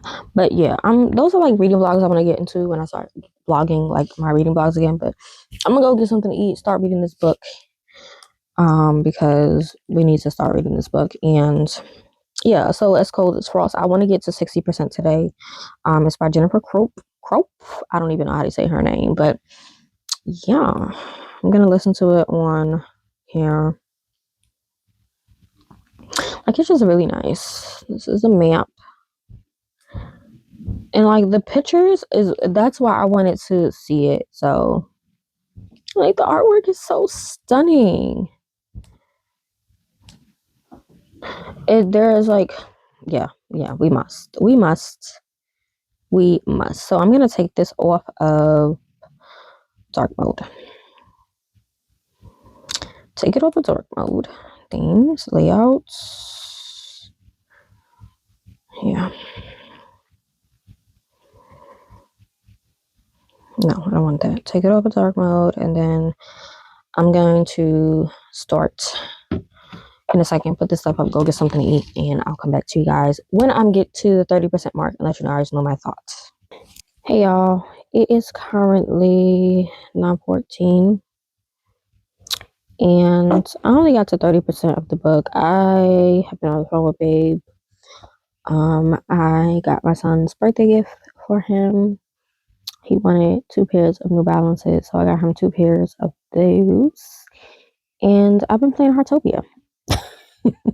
So I also did complete day 4 of the Revelation study, so doing chapter 18. So I completed that as well. So I did accomplish quite a lot today. So we just have to do tomorrow, chapter 19 verses 1 to 10 tomorrow, which will put me back on track come Monday with being on top of everything. I also did the program for church. I doubt there will be service tomorrow, but I did it just in case. And if not, all I have to do for next week is just change who's doing prayer and who's doing expediting. But yeah, I am 30% of the way through So As Cold as Frost. Like I said, I need to get to 61%, so I got a couple of more chapters to go. Page 118 out of 408. And it's interesting. It is definitely a lot going on. I don't know what this book is going to get because it's a lot going on, and I'm not sure how I feel about it, honestly. We got, I guess the main girl's name is Helen, and she is thrown into this but I think her name is Helen, and she was kind of thrown into like this winter world that's like intersected with her world, but you really can't see it type thing. And it's kind of weird because it's giving Alice in Wonderland vibes, but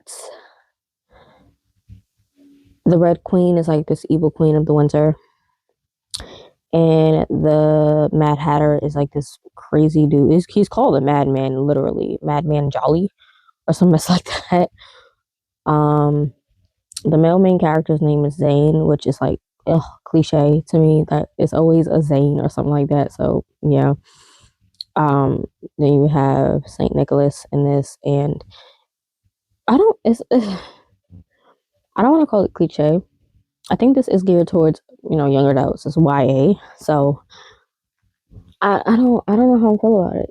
I'm kind of like zoned in and out because yeah, I have the assistive reader on at 3.5 speed, which is the highest you can go. And I'm just kind of zoned in and out. I've been playing Heartopia, I've been playing Hello Kitty. So the fact that I'm zoned in and out, it's automatically a 4 stars for me. Anytime I'm kind of zoned in and out of a book, it automatically can't be a 5 because I should be hooked. So it may be a 3, 3.5, 4. We'll see, unless something epic happens. But the world seems interesting. It's just a lot going on right now. So this is supposed to have like a bunch of compilations of like wintry themes, but I'm definitely getting more Alice in Wonderland vibes. You got white rabbits that turn into these monsters. It's yeah.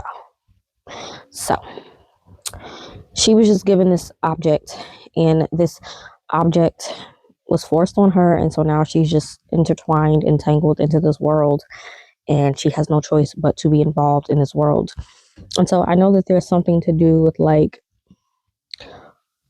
not a war but a game or something like that. I don't even know what it is, but something that she's going to be forced to partake in within this world. And so I'm trying to get to that part, but this is like a lot of build up, so we'll see.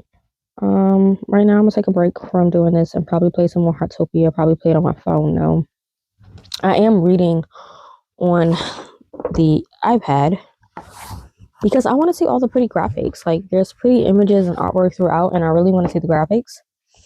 So I'm choosing to read on the iPad, which I typically never read on my iPad because I have Kindle and a Kobo, but I want to see the pretty graphics. And this book is not on Kobo, unfortunately. So I'm reading it on the iPad. I could read it on my phones, but I want a bigger, larger real estate to see. So yeah, and I'm not sure how I feel about the chapter titles. Instead of like chapter 12, it's called chapter the 12th, chapter the 1st, chapter the 2nd. I don't know how I feel about that. It's giving Dogman vibes.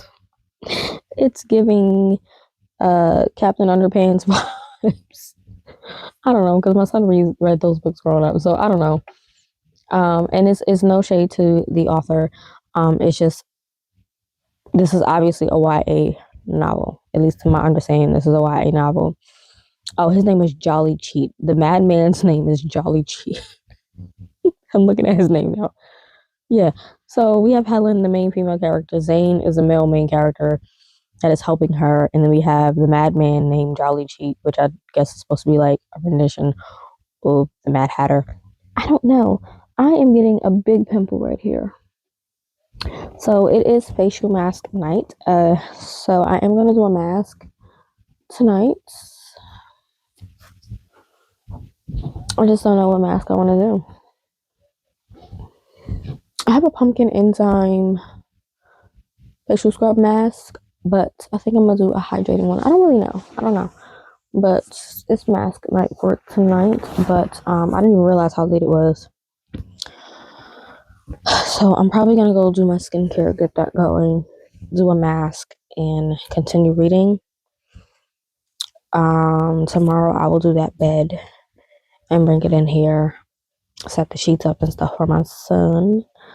Like I said, my family probably won't come home till like Monday, Tuesday, depending on the weather. You know, they always say it's gonna snow really bad. Sometimes it do. Majority of the time it does, but then sometimes on the off chance it's not that bad. But either way, I know my family is safe. I know my son is good. I know my husband and my daughter are good, and so I'm good. But I'm gonna go do my face right now. I'm gonna chill out, play a little bit of Heartopia, and then I'll probably finish off with reading this before I go to bed. But I definitely want a hot chocolate. I prefer white hot chocolate, but I ain't got none. I got regular Swiss milk chocolate.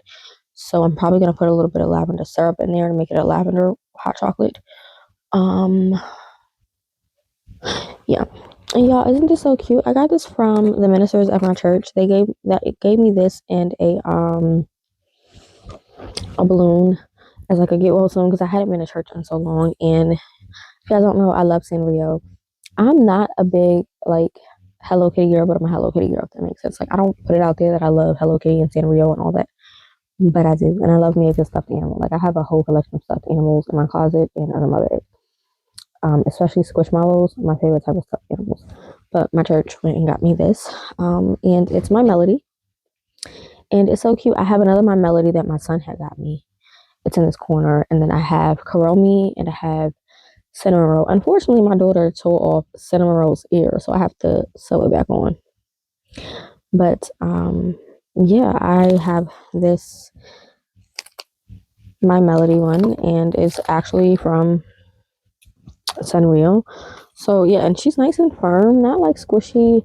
I love my squishmallows because they are squishy, like marshmallowy teddy bears, but this one is very sturdy, and so I can't like, y'all don't understand, I cannot wait to like be able to decorate and have all of my teddy bears out. Yeah, so I've just been cuddling with her while I've been reading. And she matches my ring actually. I think about it. remembering. Oh, speaking of these nails, so the nails are great. My only problem is however they decided to glue on these jewels is not working. One already popped off. One of the cherries popped off, and I had to glue it back on. And then I didn't even realize I did take a shower. I did do my feet and all that, like really got in there and cleaned my feet. And I didn't even realize this rhinestone popped off. And so it's supposed to be 3 rhinestones on here. It popped off. Right here. Don't know where it is. If I find it, I'll glue it back on. If I can't, whatever. And I usually keep rhinestones, but don't know what my rhinestones are. So I think I do actually. I think they're over here. So I'm probably gonna get find a pink rhinestone and glue it back on with some nail glue, because I don't think they use nail glue. I think they use something else, because since putting on the nail glue on the cherries, they have not snagged as bad or budged. So I think that's what I'm gonna do is find I think my nail accessories are in one of these containers and pop one on, but that probably will be my only gripe, which is interesting because the other ones I did have with the snowflakes, they had rhinestones. I guess they were more up, and it was only like 1 or 2 rhinestones. They weren't too crazy. They lasted a very long time, like 2 weeks or plus. And so to see these popping off is kind of like, okay, but the nails are on, like they're on there. Okay, so yeah, I'm gonna do my face because it is a pimple coming right here and it itch. So I'm gonna get this face done, do a facial mask, get the rest of this reading done, and come back to you guys tomorrow when I do my reading of Ezekiel chapters 1 through 12, and then also of Revelation. I'll probably post this blog up whenever I edit it. Who knows? I don't know. I was gonna record a video for today. It's just I don't feel like it. Like, and that's a reality. I need to find a balance of like I don't feel like it, but I need to do it. But I just so I'm gonna go. I've had my back warmer heat massage thingy on my knee because my knee hurts so bad still. So I've just been keeping it on my knee all day.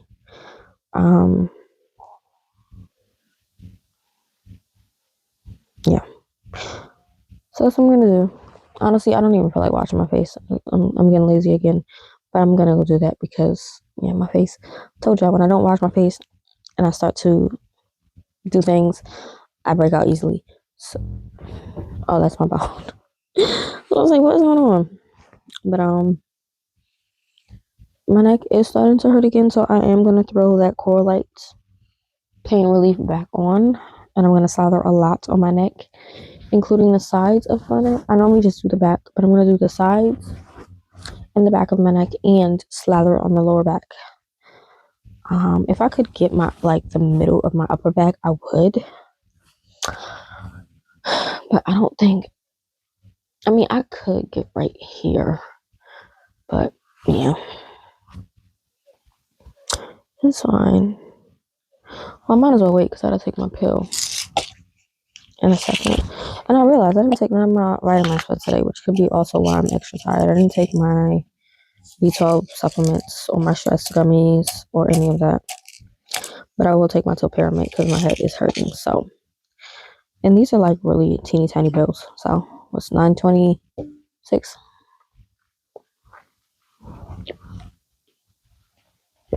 I just had some shrimp and broccoli with fried rice. I got tired of eating something. So, I'm gonna go do my skincare, read a bit more, and I'll come back to you guys when I get to that 61% mark and let you guys know what I'm thinking. I'll be back. Hey y'all. I don't even know where. Oh, there it is. I am back. Did my skincare and all that stuff. Feel great. Did moisturize my feet. I slathered this on majority of my back. I can't get like the middle portion where it hurts a lot, but I slathered it all on the sides of my neck, the back of my neck, my lower back. Y'all, I feel so good. This is heaven sent. Like, I'm stocking up. And I slathered it on my knee. I mean, it can't really help with my knee because it's obviously inside, and so it's internal.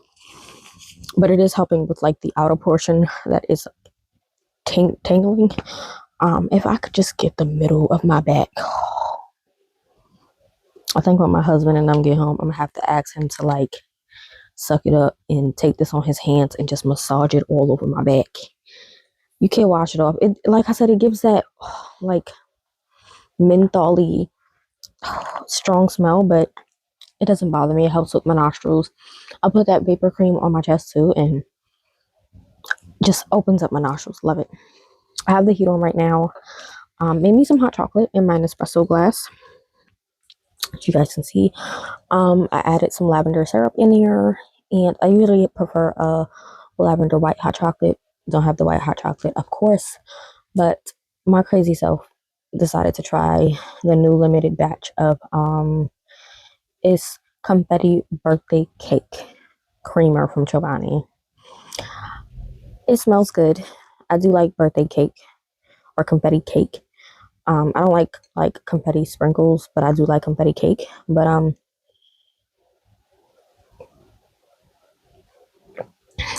it's definitely caking for sure. But mixed with that lavender was a no-go.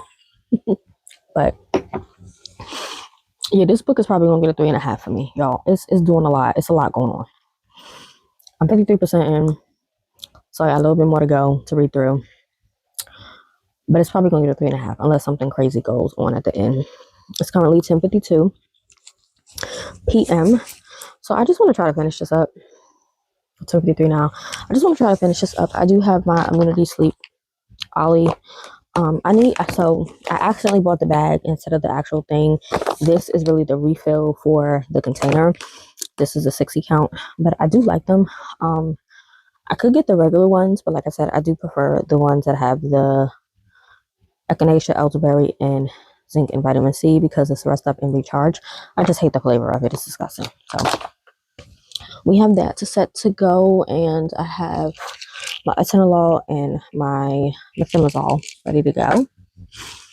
And so I do the sleep immunity sleep at 11:30, 11:45, and then I take my medicine at 12 and 12:15, or after 12 if necessary. But this, y'all, this pain relief balm, ultra strength with camphor and menthol by Corlight. If they made this in a stick, I would slather it on the middle because it's my upper back, my lower back, in the middle, like my whole back just be on fire. It just be like ping ponging, but it's like the middle of my back right now, like that strip of the middle of my back hurts so bad, and I can't. Like I can, maybe I can, but I don't really want to try it. So it's all right. I could deal with it as long as the majority of my back is good. We're fine. So I'm gonna listen to the last bit of this, and we'll see how long that takes, and then I'm gonna go play my game, and I'll come back to you guys. All right, y'all. It's 11:07. I got to the 61% mark.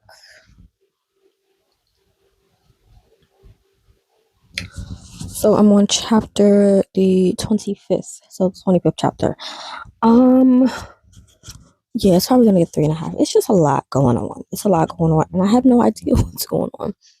The gist of what I get is that Helen meets this random chick. This random chick gives her this orb, and now she can see into the winter realm and is basically entangled into this world. There's a thing called a trite, which I guess she's a trite, which she is human, but she can see into this realm, and she is a carrier of the orb that was handed to her from the girl. Carriers are these people that have these orbs, which are basically revelations of, I guess, the past or whatever. I don't really know what these revelations are supposed to be, but she has one of the last ones that was given to her to protect. And Zane is a patrolman who are basically people that protected these carriers, but they were all basically killed off by this evil queen, which reminds me of the Red Queen. And so yeah, you have this Red Queen, and then you have this dude called Madman Jolly Cheap. He is a combination of the Mad Hatter and Cheshire Cat to me because of how he's talking and rhyming and acting. And so, yeah, now Zane is kidnapped, and it's just a lot of weirdness. And so now she's going to save him. And I don't know what's going. I don't know. The ratings on this book. Let me see, because I don't know. I just heard that it was a Christian fantasy, and I was like, "Ooh, let me try," because y'all know I'm always trying to find new Christian fantasy novels, but I don't know. Let's see. Ratings are 3.66.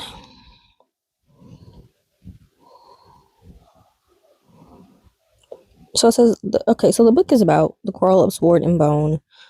Was a death sentence for anyone who stepped into the arena with a deranged queen. So 16-year-old Helen Bell understood tragedy better than most kids. After an eccentric girl opened Helen's eyes to see the realm of winter, so that's what it is, the realm of winter, a world with intersects tucked carefully into the cracks of her own. Helen discovers things are far from ordinary in winter. She receives a mysterious summons from a group who calls themselves the Crimson Court to enter into the quarrel of sword and bone, a traditional duel performed before 1,000 witnesses that leaves only one survivor. She's forced to finally pay attention to the handsome boy who's been following her around with warning on his tongue. Wicked villains, rim folk. The Winter Soul series blends action and warm Christmas traditions, bringing old forgotten tales of seasons to life with new, grittier versions of famous characters out of the old holiday legends, folklore, and myths such as Saint Nicholas, the Snow Queen, and Scrooge and the Nutcracker.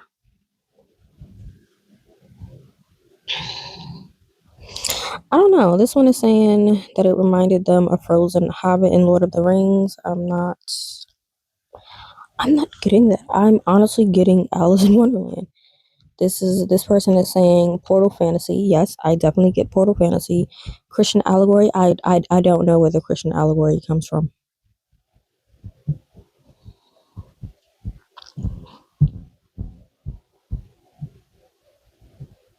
Yes. Okay. So they talk about the hidden gems. So the Lion, Witch, and Wardrobe. I don't see the Snow Queen. I can see that. Alice in Wonderland for sure. The Polar Express. Yes, I do see the Polar Express now that I'm thinking about it. Yes, I do. Because there's a lot of train scenes. So yes, definitely get to see that. I'm trying to understand.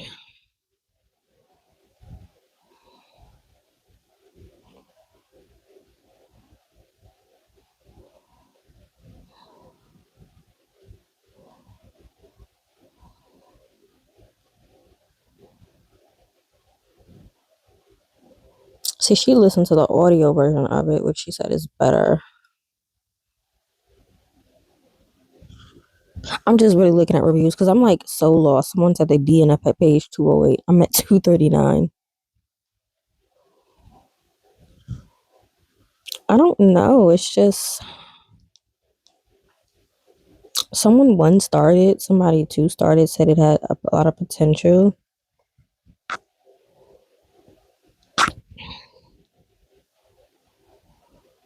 There's some 5 stars, some 4 stars. It's a mix of rating Christian themes. I really would have to look at these reviews and really see because at this point I'm so confused. Like I'm so confused. But I'm confused, but I'm enjoying the little bits and pieces of it. And now that I'm like looking at other reviews, I can definitely pull out the scenes that I've read through that are connecting the dots. I can't really. Well, The Lion, the Witch, and the Wardrobe. It depends on her siblings, honestly, because that would be intriguing. If they get pulled into it, then I could see that happening. But again, I'm neither here nor there. Let me see something. Yeah, it seems like this is literally just following her. It's not really following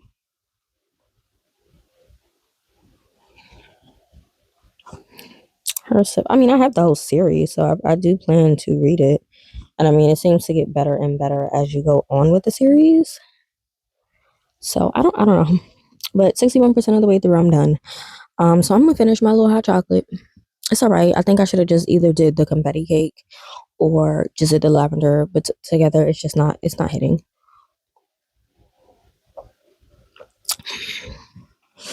But yeah. Ah, my knee still hurts, but I got my back warmer thingy on my back on that part that really hurts. And I'm just waiting till 12. So I'm probably gonna play Heartopia on my iPad. Personally, I hate playing on my iPad because it sucks playing on my iPad. But why not just play on my iPad? So I'm gonna do that. And then at 12 I'm gonna take my medicine and go to sleep. I'm already tired. I wanna get up around 8 o'clock. Yeah, around 8 o'clock ish, that's the plan. And get my Bible reading done. I try to take advantage of getting up early on the weekends because I don't get up early during the weekday. I'll be exhausted when these kids come and baby here because I'll be having to cook, clean, and try to take care of myself and take care of the kids and take care of my husband. It'd be a lot. I get exhausted quicker because I'm exerting more energy than I need. Like, not that I need to, but more energy than my body has at the moment. And so it is more exhausting than I thought. And I think that's the part of Graves that I'm still trying to balance and maneuver through is like things that I'm used to doing, like staying up to 2, 3 o'clock in the morning and going to sleep at 4 and having energy to wake up at 5. Like, I was that girl. Um, I'm not her. I'm not her. I'm not her anymore. I can barely stay up to 12 because I'm constantly tired. I'm constantly just exhausted. And yes, it's partially mindset, but I am physically like this is like not even like I've been through pregnancy exhaustion, right? This is a different level of tired. Like it is this thing literally almost drains the life out of you. And I'm on TikTok watching like videos of people going through their episodes and their moments with Graves, and it's not for the weak. And you ladies who have dealt with Graves or Hashimoto's, definitely share your experience and how you gotten through. I mean, the main thing that people say and doctors recommend is anytime you ask, and I've noticed like anytime I Google something, and I'm usually not a Google type of person, but the main thing that pops up, and even when I ask my doctors, is, oh, take the medicine, it'll help. Okay, but what can I do outside of the medication until the medicine? Because you have to take the medicine at the right dosage for it to help with the symptoms. And I think that's the thing that's like irritating. Like when I started the medication, it immediately stopped the dizziness, the vertigo that I was having. It immediately stopped me having the excessive migraines. I have had my headaches have lessened so much. The vertigo has lessened so much. It's like it was so bad at the beginning where I could not take my son to school. Like my mom, my brothers, my husband had to do a lot of taking my son to school and picking him up. I couldn't do it because the movement, I would literally feel like I was gonna pass out. Taking a shower, I can take a little bit of a longer shower now. I don't feel like I'm gonna pass out, but the heat will get to me, so I have to still be mindful of how long I'm standing up because I can tend to pass out if I take too long in the shower. But like it is crazy how long the medication can take to work, and if it's not at the right dosage or your body's getting adjusted to the dosage, like I don't know. It's just a roller coaster of finding the right concoction. And like I would love for this dosage to work and me to go in February and things be and my doctor be like, yeah, everything is working great. Blood work is great. But if not, then we have to up the dosage. And like my relative, my cousin, She's on a higher dosage with her methimazole. She's taking it 3 times a day. And I don't want to have to take it 3 times a day. I don't even want to have to take it 1 time a day. But like, it's just finding what works. And honestly, I think she actually got upped on her dosage recently. And so it's just one of those things where it's just like, all right, we have to figure this out, because where it's helping some symptoms, you have other symptoms not being helped, and then new symptoms arising, like now I have the joint pain and the back pain and the neck pain. Like, come on. And would I prefer the pain over the vertigo and the passing out? Yes, I would. But I still would prefer not to have any of these symptoms, right? The nausea, like, that has gone away. I still get those like bits of nausea every now and then. I think the one symptom that really has come back for me is the shaking, the tremors. That has come back, and that was a concern for my doctor, that has come back, and so that's why we'll check the blood work again when I go back. But yeah, it's just, this has literally, it's teaching me to slow down in a way that I thought I knew how to slow down, but I don't. Like, I really don't know what it means to slow down and to rest. Like, I thought I did, but this is showing me that I don't. And I have to really regulate and learn to regulate and learn to say no, and learn to say when I can't do something, or when I don't want to, because I just don't. I'm the type where I don't like confrontation, good or bad. I don't. That's one thing about me. I don't like confrontation of any sort. I don't like it. I don't do good with it. That's due to obviously past situations. If you haven't seen my testimony series, go watch that. I have more videos coming in that series. Just ain't make them yet. But watch my testimony series. But yeah, I don't like confrontation. And so I'm the type of person, I will try my best to not please people per se, but try to do things for people when asked. And even if I can't, I still try, which then drains me and puts me in a bad position. And so, yeah, I'm learning to rest. I'm learning to just be.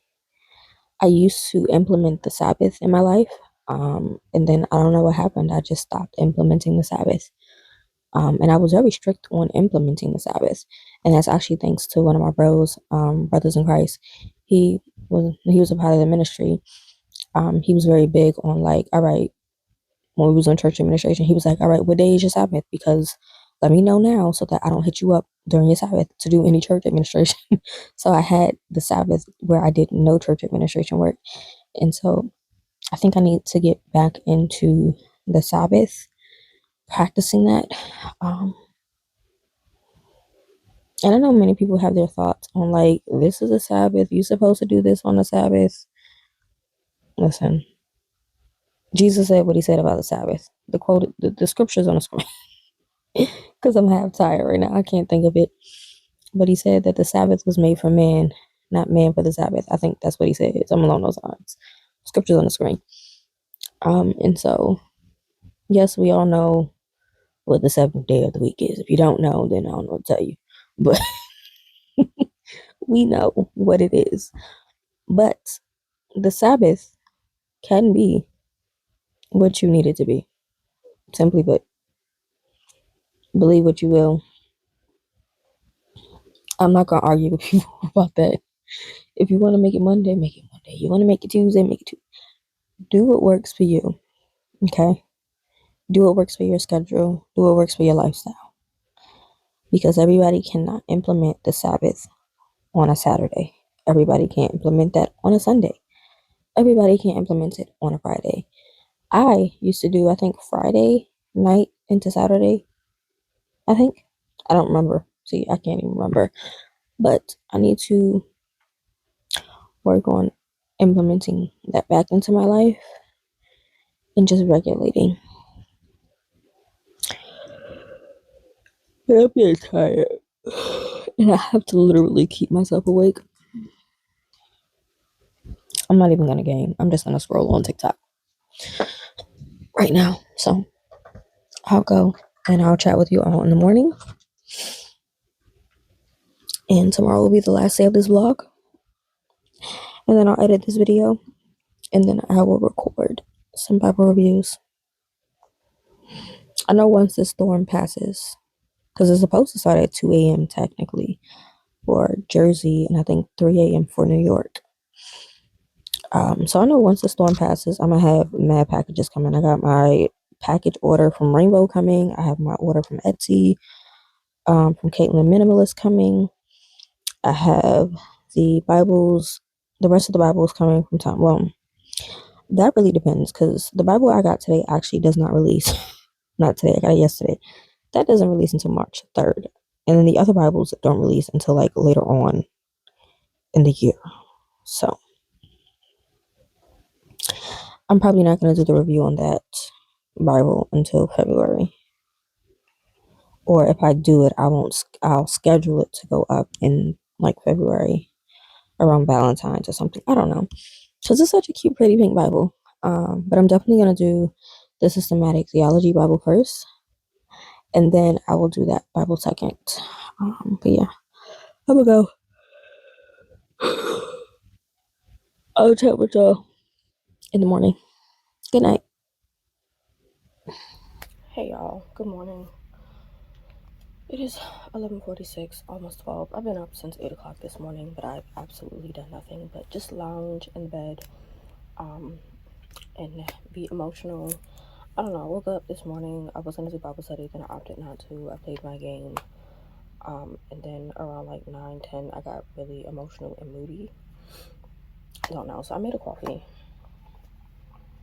Definitely did Nespresso Tanzania with a little bit of birthday confetti birthday cake creamer from Chobani, and sweet cream creamer from International Delights with some oat milk.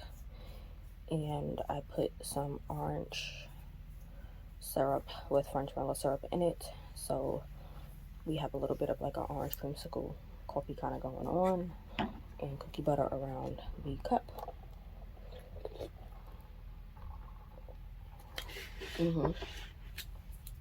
It's giving.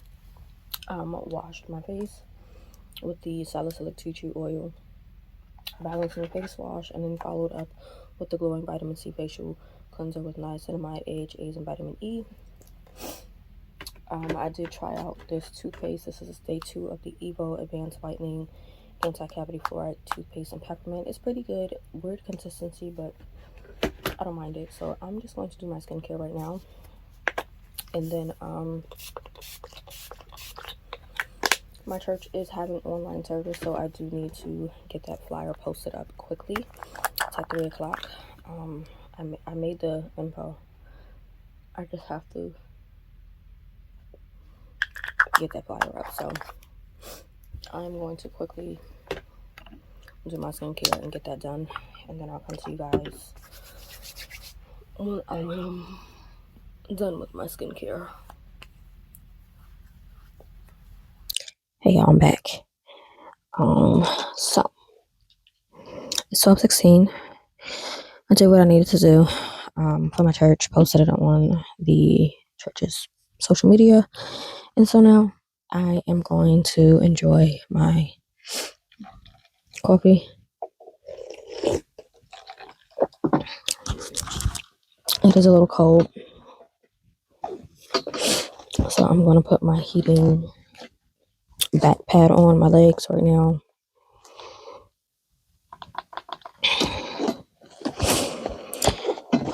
I'm probably also going to put my robe on.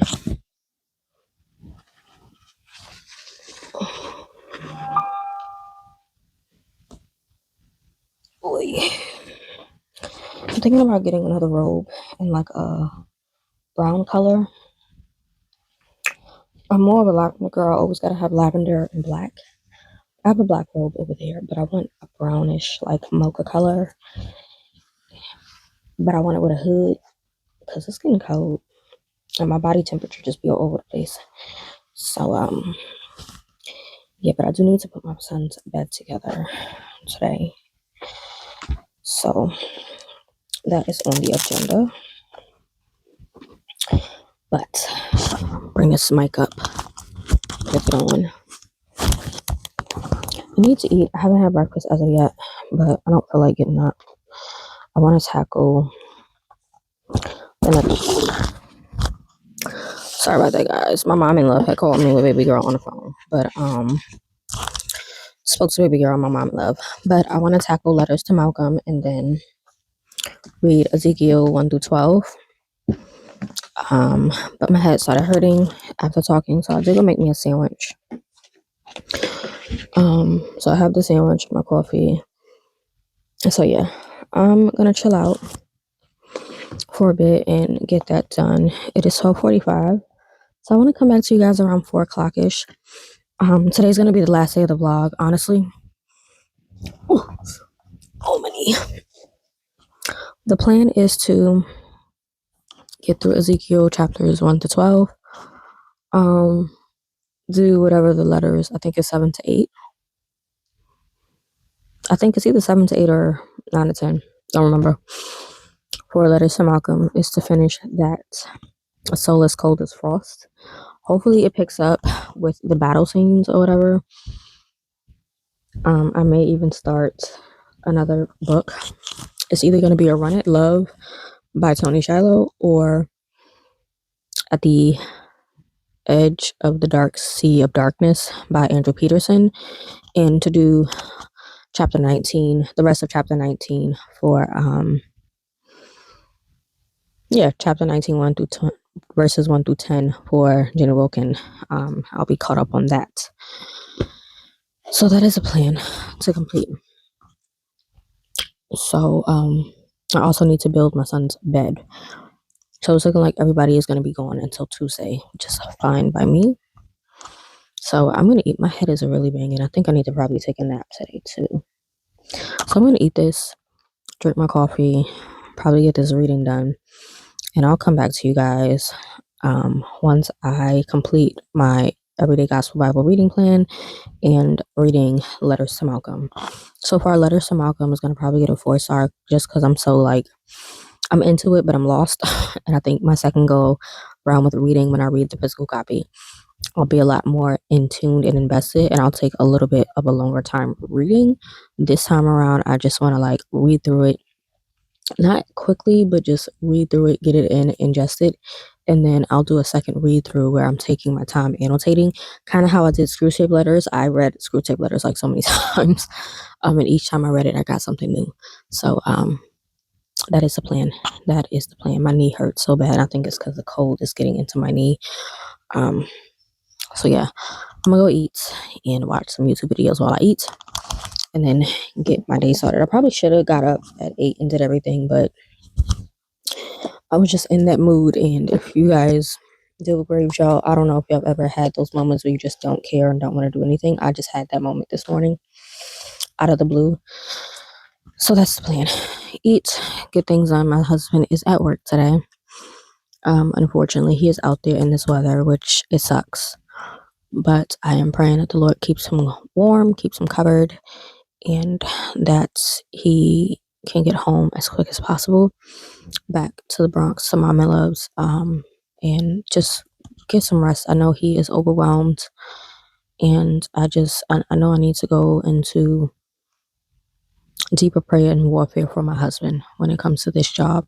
So yeah. So I'm go, and I'll come back to you guys a little later on. Hey y'all. So it's about 2:35. I did my reading of Ezekiel chapters 1 through 12, and it was actually interesting reading through Ezekiel while going through the book of Revelation, and seeing those sort of connections. Isaiah, Jeremiah, and Ezekiel definitely give those sort of connections to Revelation. So it's definitely interesting. And obviously I did my reading for letters. It was 9 and 10 that I had to read. And I'll be honest, these 2 letters I was definitely confused on, so I didn't really get much out of it. And I didn't care to take my time reading through it, so yeah. But it's 2:36 right now. I am going to actually go and do my son's bed now, get that out the way, bring it in the room. I'm also going to organize this area. I have a stack of Bibles next to my bed. I got my 2 Bible baskets together, but I'm actually just going to fix this whole entire area. It's just, yeah. I have my Bible study out. I did my reading already. I'm gonna put my Bible up. But yeah, this vlog already is a little long. I already imported the footage, and it's given like almost 3 hours of footage. But it's really of me just talking through my thoughts. I'm going to, in a few minutes, watch a video on house building for Heartopia, because I do need to rebuild my house in the game, and so I'm going to watch that. And that's like an hour-long video footage, so I'm going to do that. And yeah, I only have 2 more things to do today. I want to finish this book because I'm over it. I'm like so over this. My heart is, my soul is cold as frost or whatever. But I'm gonna go get rid of my garbage, go build my son's bed, and come back in his room and chill. It's really just a chill day, honestly. So I'm gonna do that. I did have to holler at my son through his dad, because they canceled school for tomorrow, but his teacher sent a message, and my son thought he was slick. They had got a packet. Basically what his school does, which I like, is if they are failing, they give out packets that they can do to kind of like make up for their grade. And he decided to put the math packet in his tech folder. His father went through his bag and found it in the tech folder, and he never said anything about the packet. So if it wasn't for his teacher sending a message, he wouldn't have been able to make up that work. And it's just like, come on.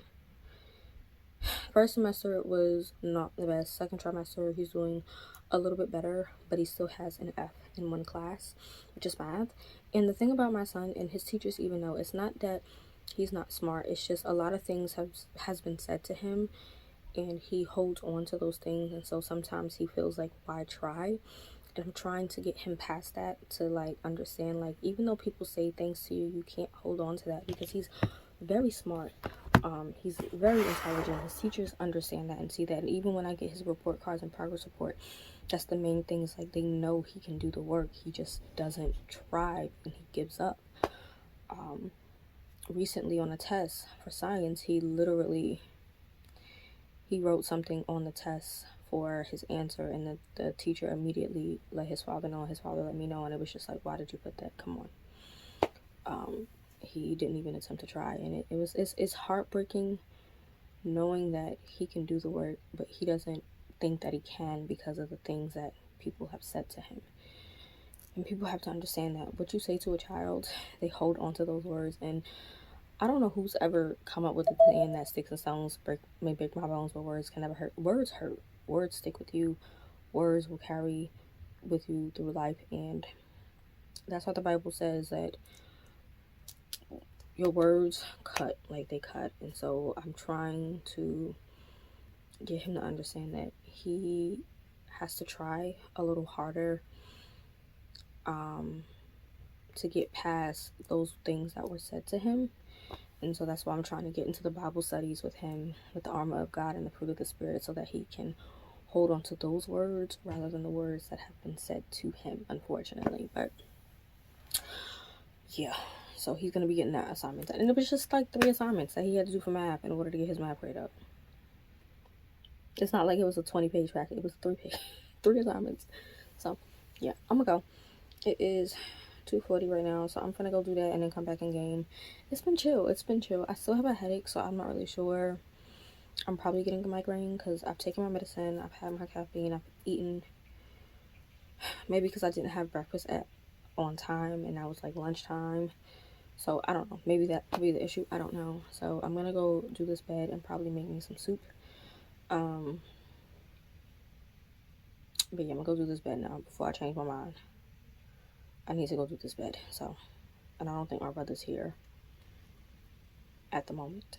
So I'm going to go do this bed out there and then bring it in here and then go through this section, because I literally have, let me see if I can show you guys. Hold on. In this section, literally is next to my bed. This is where it's a hot mess. It's a hot mess. So that's my desk, right?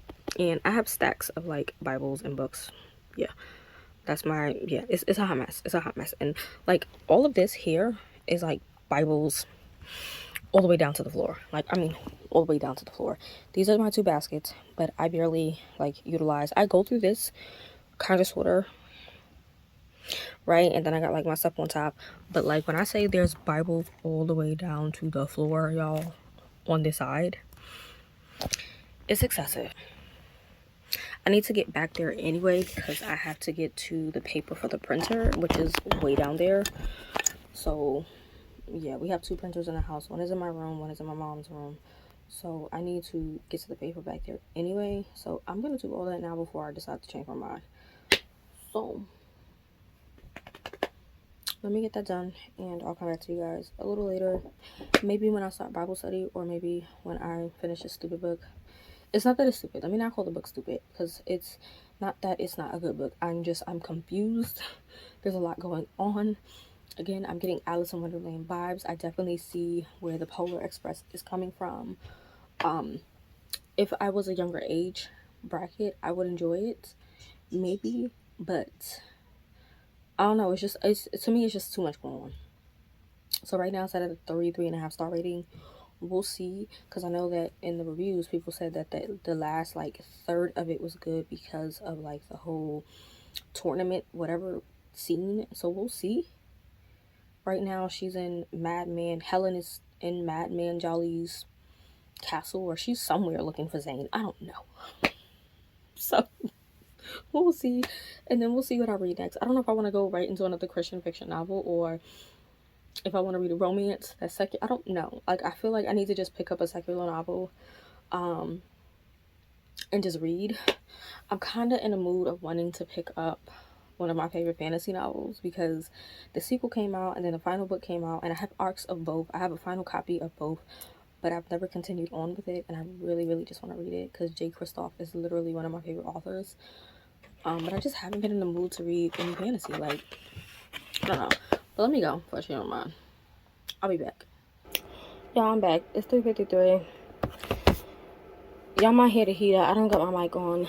That bed took me out. I had to fight with the bed for a good 10-15 minutes. My brother helped me. It was one piece of the bed that everything else was like smooth working with it, but it was a lot more building. His previous bed wasn't this bad. It was maybe like 2 or 3 things that had to get built on that previous bed. This version of the bed is a little bit more updated, and it is a little bit taller, and so it was a lot of like, basically you had to build everything. And so yeah, I have his mattress right now on my bed fluffing up. It's supposed to be 5 inches, so it has a lot of fluffing up to do, but it's like dented in certain areas. So it's on my bed fluffing out right now. I will bring it in the room. I was supposed to go into that area today. My back is in pain, my knee is in pain. My mom told me to chill out. So I'm probably just gonna gang the rest of the day right now, and I will get that reading done. I'm probably just gonna listen to the audio assistive reader while I game. Probably do some Hello Kitty. I am gonna probably build my house in Heartopia as well. I think later on today there's probably going to be a little bit of rain in the game, so we'll get some of that done. I think Heartopia is so cute. I'm a simmer. I used to play The Sims a lot. I stopped playing The Sims for a minute just because I was playing it on my desktop. My desktop is probably completely outdated. I have not updated it since I was pregnant, so that's what, 2 years. Yeah, so it's been a minute. And I play most of my games now on my Steam Deck. So yeah, downloads. Let me see if there's anything that needs to be downloaded. No. Right. Home. But yeah, I'm watching a video of a young lady that I'm subscribed to now on YouTube, of her showing how to do a starter home. But yeah, my hair got crazy or whatever. I don't even care. Probably, like I said, gonna do a little bit of Heartopia, play some Hello Kitty Island Adventure, play some Animal Crossing. I'm gonna do my Bible study a little later on. I just need to do something mindless right now. No, service is on, so I'm gonna watch that as well. Mothership is on right now.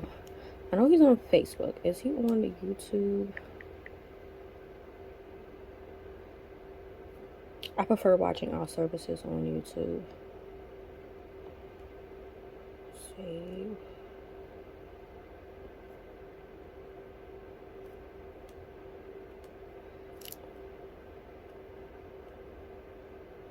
Yeah, he's on YouTube right now. So I'm gonna watch that as well.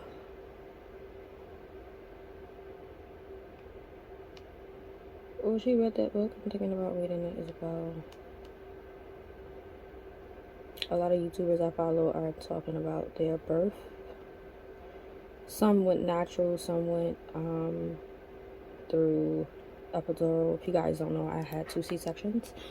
I do. So let's talk about it. That's something else I want to talk about, because people have always asked me if I plan to have other kids, more kids, and the answer to that is yes. But now I am a little bit sad about it, because my plan was to have all my kids before 40, because at the age of 40 I wanted to enjoy life, obviously, with my husband and my kids. However, with Graves now, that has kind of thrown my life upside down, because with Graves, they prefer you to not have kids, or not have kids, but to not get pregnant, specifically because methimazole does not work well with pregnancy. It can do damage or something to pregnancies with babies. If anything, if you do want to get pregnant, they can change you to, I think it's called PTU, I forgot, but it's like a safer version of methimazole. But they would prefer you to not get pregnant while you are trying to regulate your body, because if so, then you would be considered high risk, right? And then also, with having Graves, it can make your cycle out of whack. I've been on birth control now for a year, 2 years. I don't even know. It's been so long. Almost 2 years, I think, I've been on birth control. Yeah, come this September, it'll be 2 years. And so I haven't had a period since I've gotten pregnant. And so there has been times when my period wanted to come. It would maybe come for a day, and then I would go get my birth control, and then it would go away. So the birth control I am on is the I was about to say the epidural, y'all. I'm on the Depo-Provera shot, and that basically eliminates my cycle. Now, I go off and on about wanting my period, not wanting my period, because my cycles are terrible. They are not fun. I am a hot mess when I'm on my cycles. My cramps are the worst. I am the type of person, when my cycles come, my cramps get worse and worse and worse. And I was on Midol when I was younger, Tylenol, like no pain medication works on me, and I think my body is just immune to pain medication now because of how often I used to take pain medication. And so I'm okay not having a cycle. Like, I'm okay not having it, but I also know that that's my body's way of cleaning itself and doing all the things, right? And so on one end, I'm good not having a cycle. On the other end, I know that that's not good. But then also, on the flip side, with Graves, it throws your cycle out of whack. And then also, with being on Depo, I technically don't get a cycle. And so it's one of those things where right now I don't have any control over it. And so I'm kind of like, my plan was to wait until baby girls turned 3, and then maybe work on discussing on trying for another one. You know, she turns 3, I'll be 35, so that'll be about 36. I'll be about 35 and a half, 36 at that time, right? And then wait another two years, and then maybe go again, and then basically have 1 or 2 more before 40. But now being sick, I don't have control over that at all. And let me not say being sick, but having this diagnosis, I don't have control over that. And yes, God can do miracles. I'm a firm believer that God can work miracles, that He is a miracle worker, that He is a healer. But the reality is that I, in my head, had so much control over what I desired that that control is now taken from me, and so I desire to have 1 or 2 more kids. Like, my hope is the next one be a boy and I'm done, because I would love for my husband to have a son. And yes, don't get me wrong, he has a son. My son is his son. That's our son. But I would like him to have a son that can carry his last name, if that makes sense, right? And he didn't understand that when I said it to him until I explained to him, like, yeah, my son is your son, like, that's our son, but you having a son that can carry your last name is different from our son that we have now, because our son carries his father's last name. My son would definitely take his last name. Like, my son has definitely done that a couple of times. But, like, yeah, so he finally understood that. And to him, it doesn't really matter. But for me, I would love to. One, I'm a boy mom at heart. Like, a boy was my first child. So I'm a boy mom at heart. And I'll explain. I have to do my testimony video, but I feel like in doing my testimony video, I'm exposing myself, which is obviously what we're supposed to do as Christians. Like, we can't keep things hidden. So in continuing my testimony series, I'm exposing myself in my past, which there's no shame in my past, but obviously when you are exposing things from your past, people make comments, and I've learned my lesson from when I exposed me being pregnant, and the comments were not hateful, but people are very much so, they have that holier than thou mentality, or they have that mentality of you can do no wrong, or you can't be human, and they put people on a pedestal. I have a past. It ain't pretty. Let's just say that. I have a past. I wasn't always, the goody two-shoe Christian. I was out there in them streets. I was out there being crazy. I was out there being wild.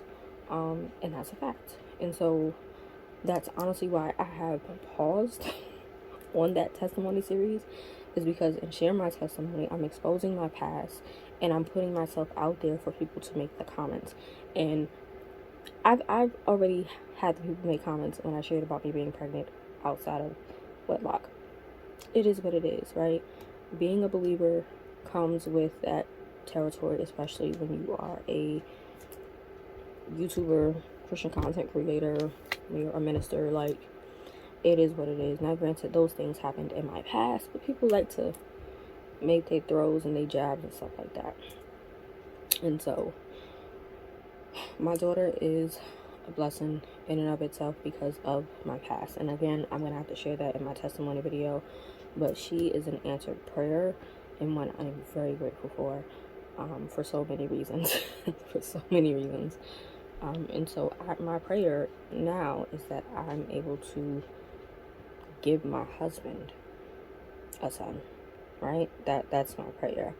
And not anything because of what he has said, because he's content with his daughter. He wanted a baby girl that looked and acted like me. He got it, right? He got it. But my desire is to have more kids, at least 2 more, 1 or 2. I'm content. Like I said, if the next one is a boy, we're good. We're done. If it's a girl, I'm gonna have to go one more time. But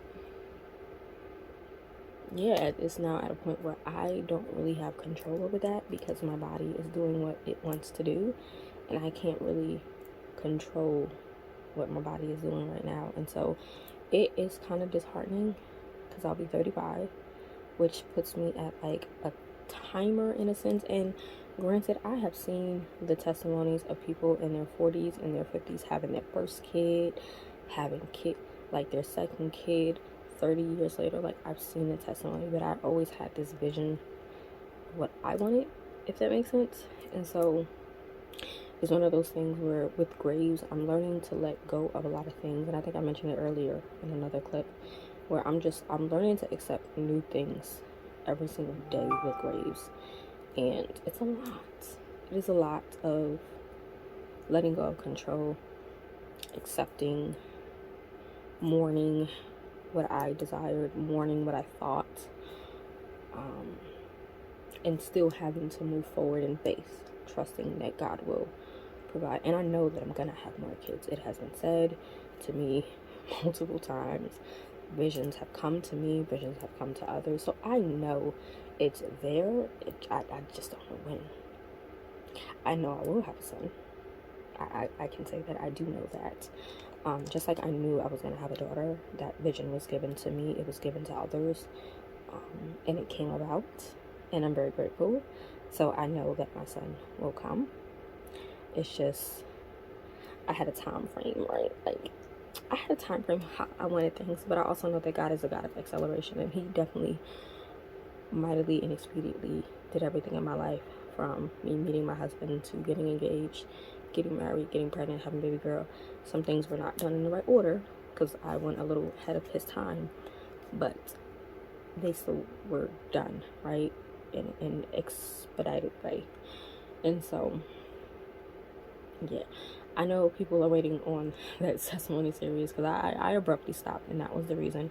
Is because I don't think I was ready for the comments, even though my past is my past, right? I also know that people like to use your past to kind of shame you, and I just, yeah, I didn't want to deal with it. But obviously, posting out that pregnancy video, people made comments, and it was my current situation. It was the current situation at the time. So it was like, if I could do people making those comments in my current situation and not letting it hinder me, then I can deal with people making comments about my past and not letting it hinder me. And I can let you guys know my testimony videos will discuss. I've talked about rape and molestation, but I will be talking about abortion because I have gone through that. I will be talking about the relationship with my father and how that isn't going. And that's still like a touchy situation, subject, or whatever you want to call it.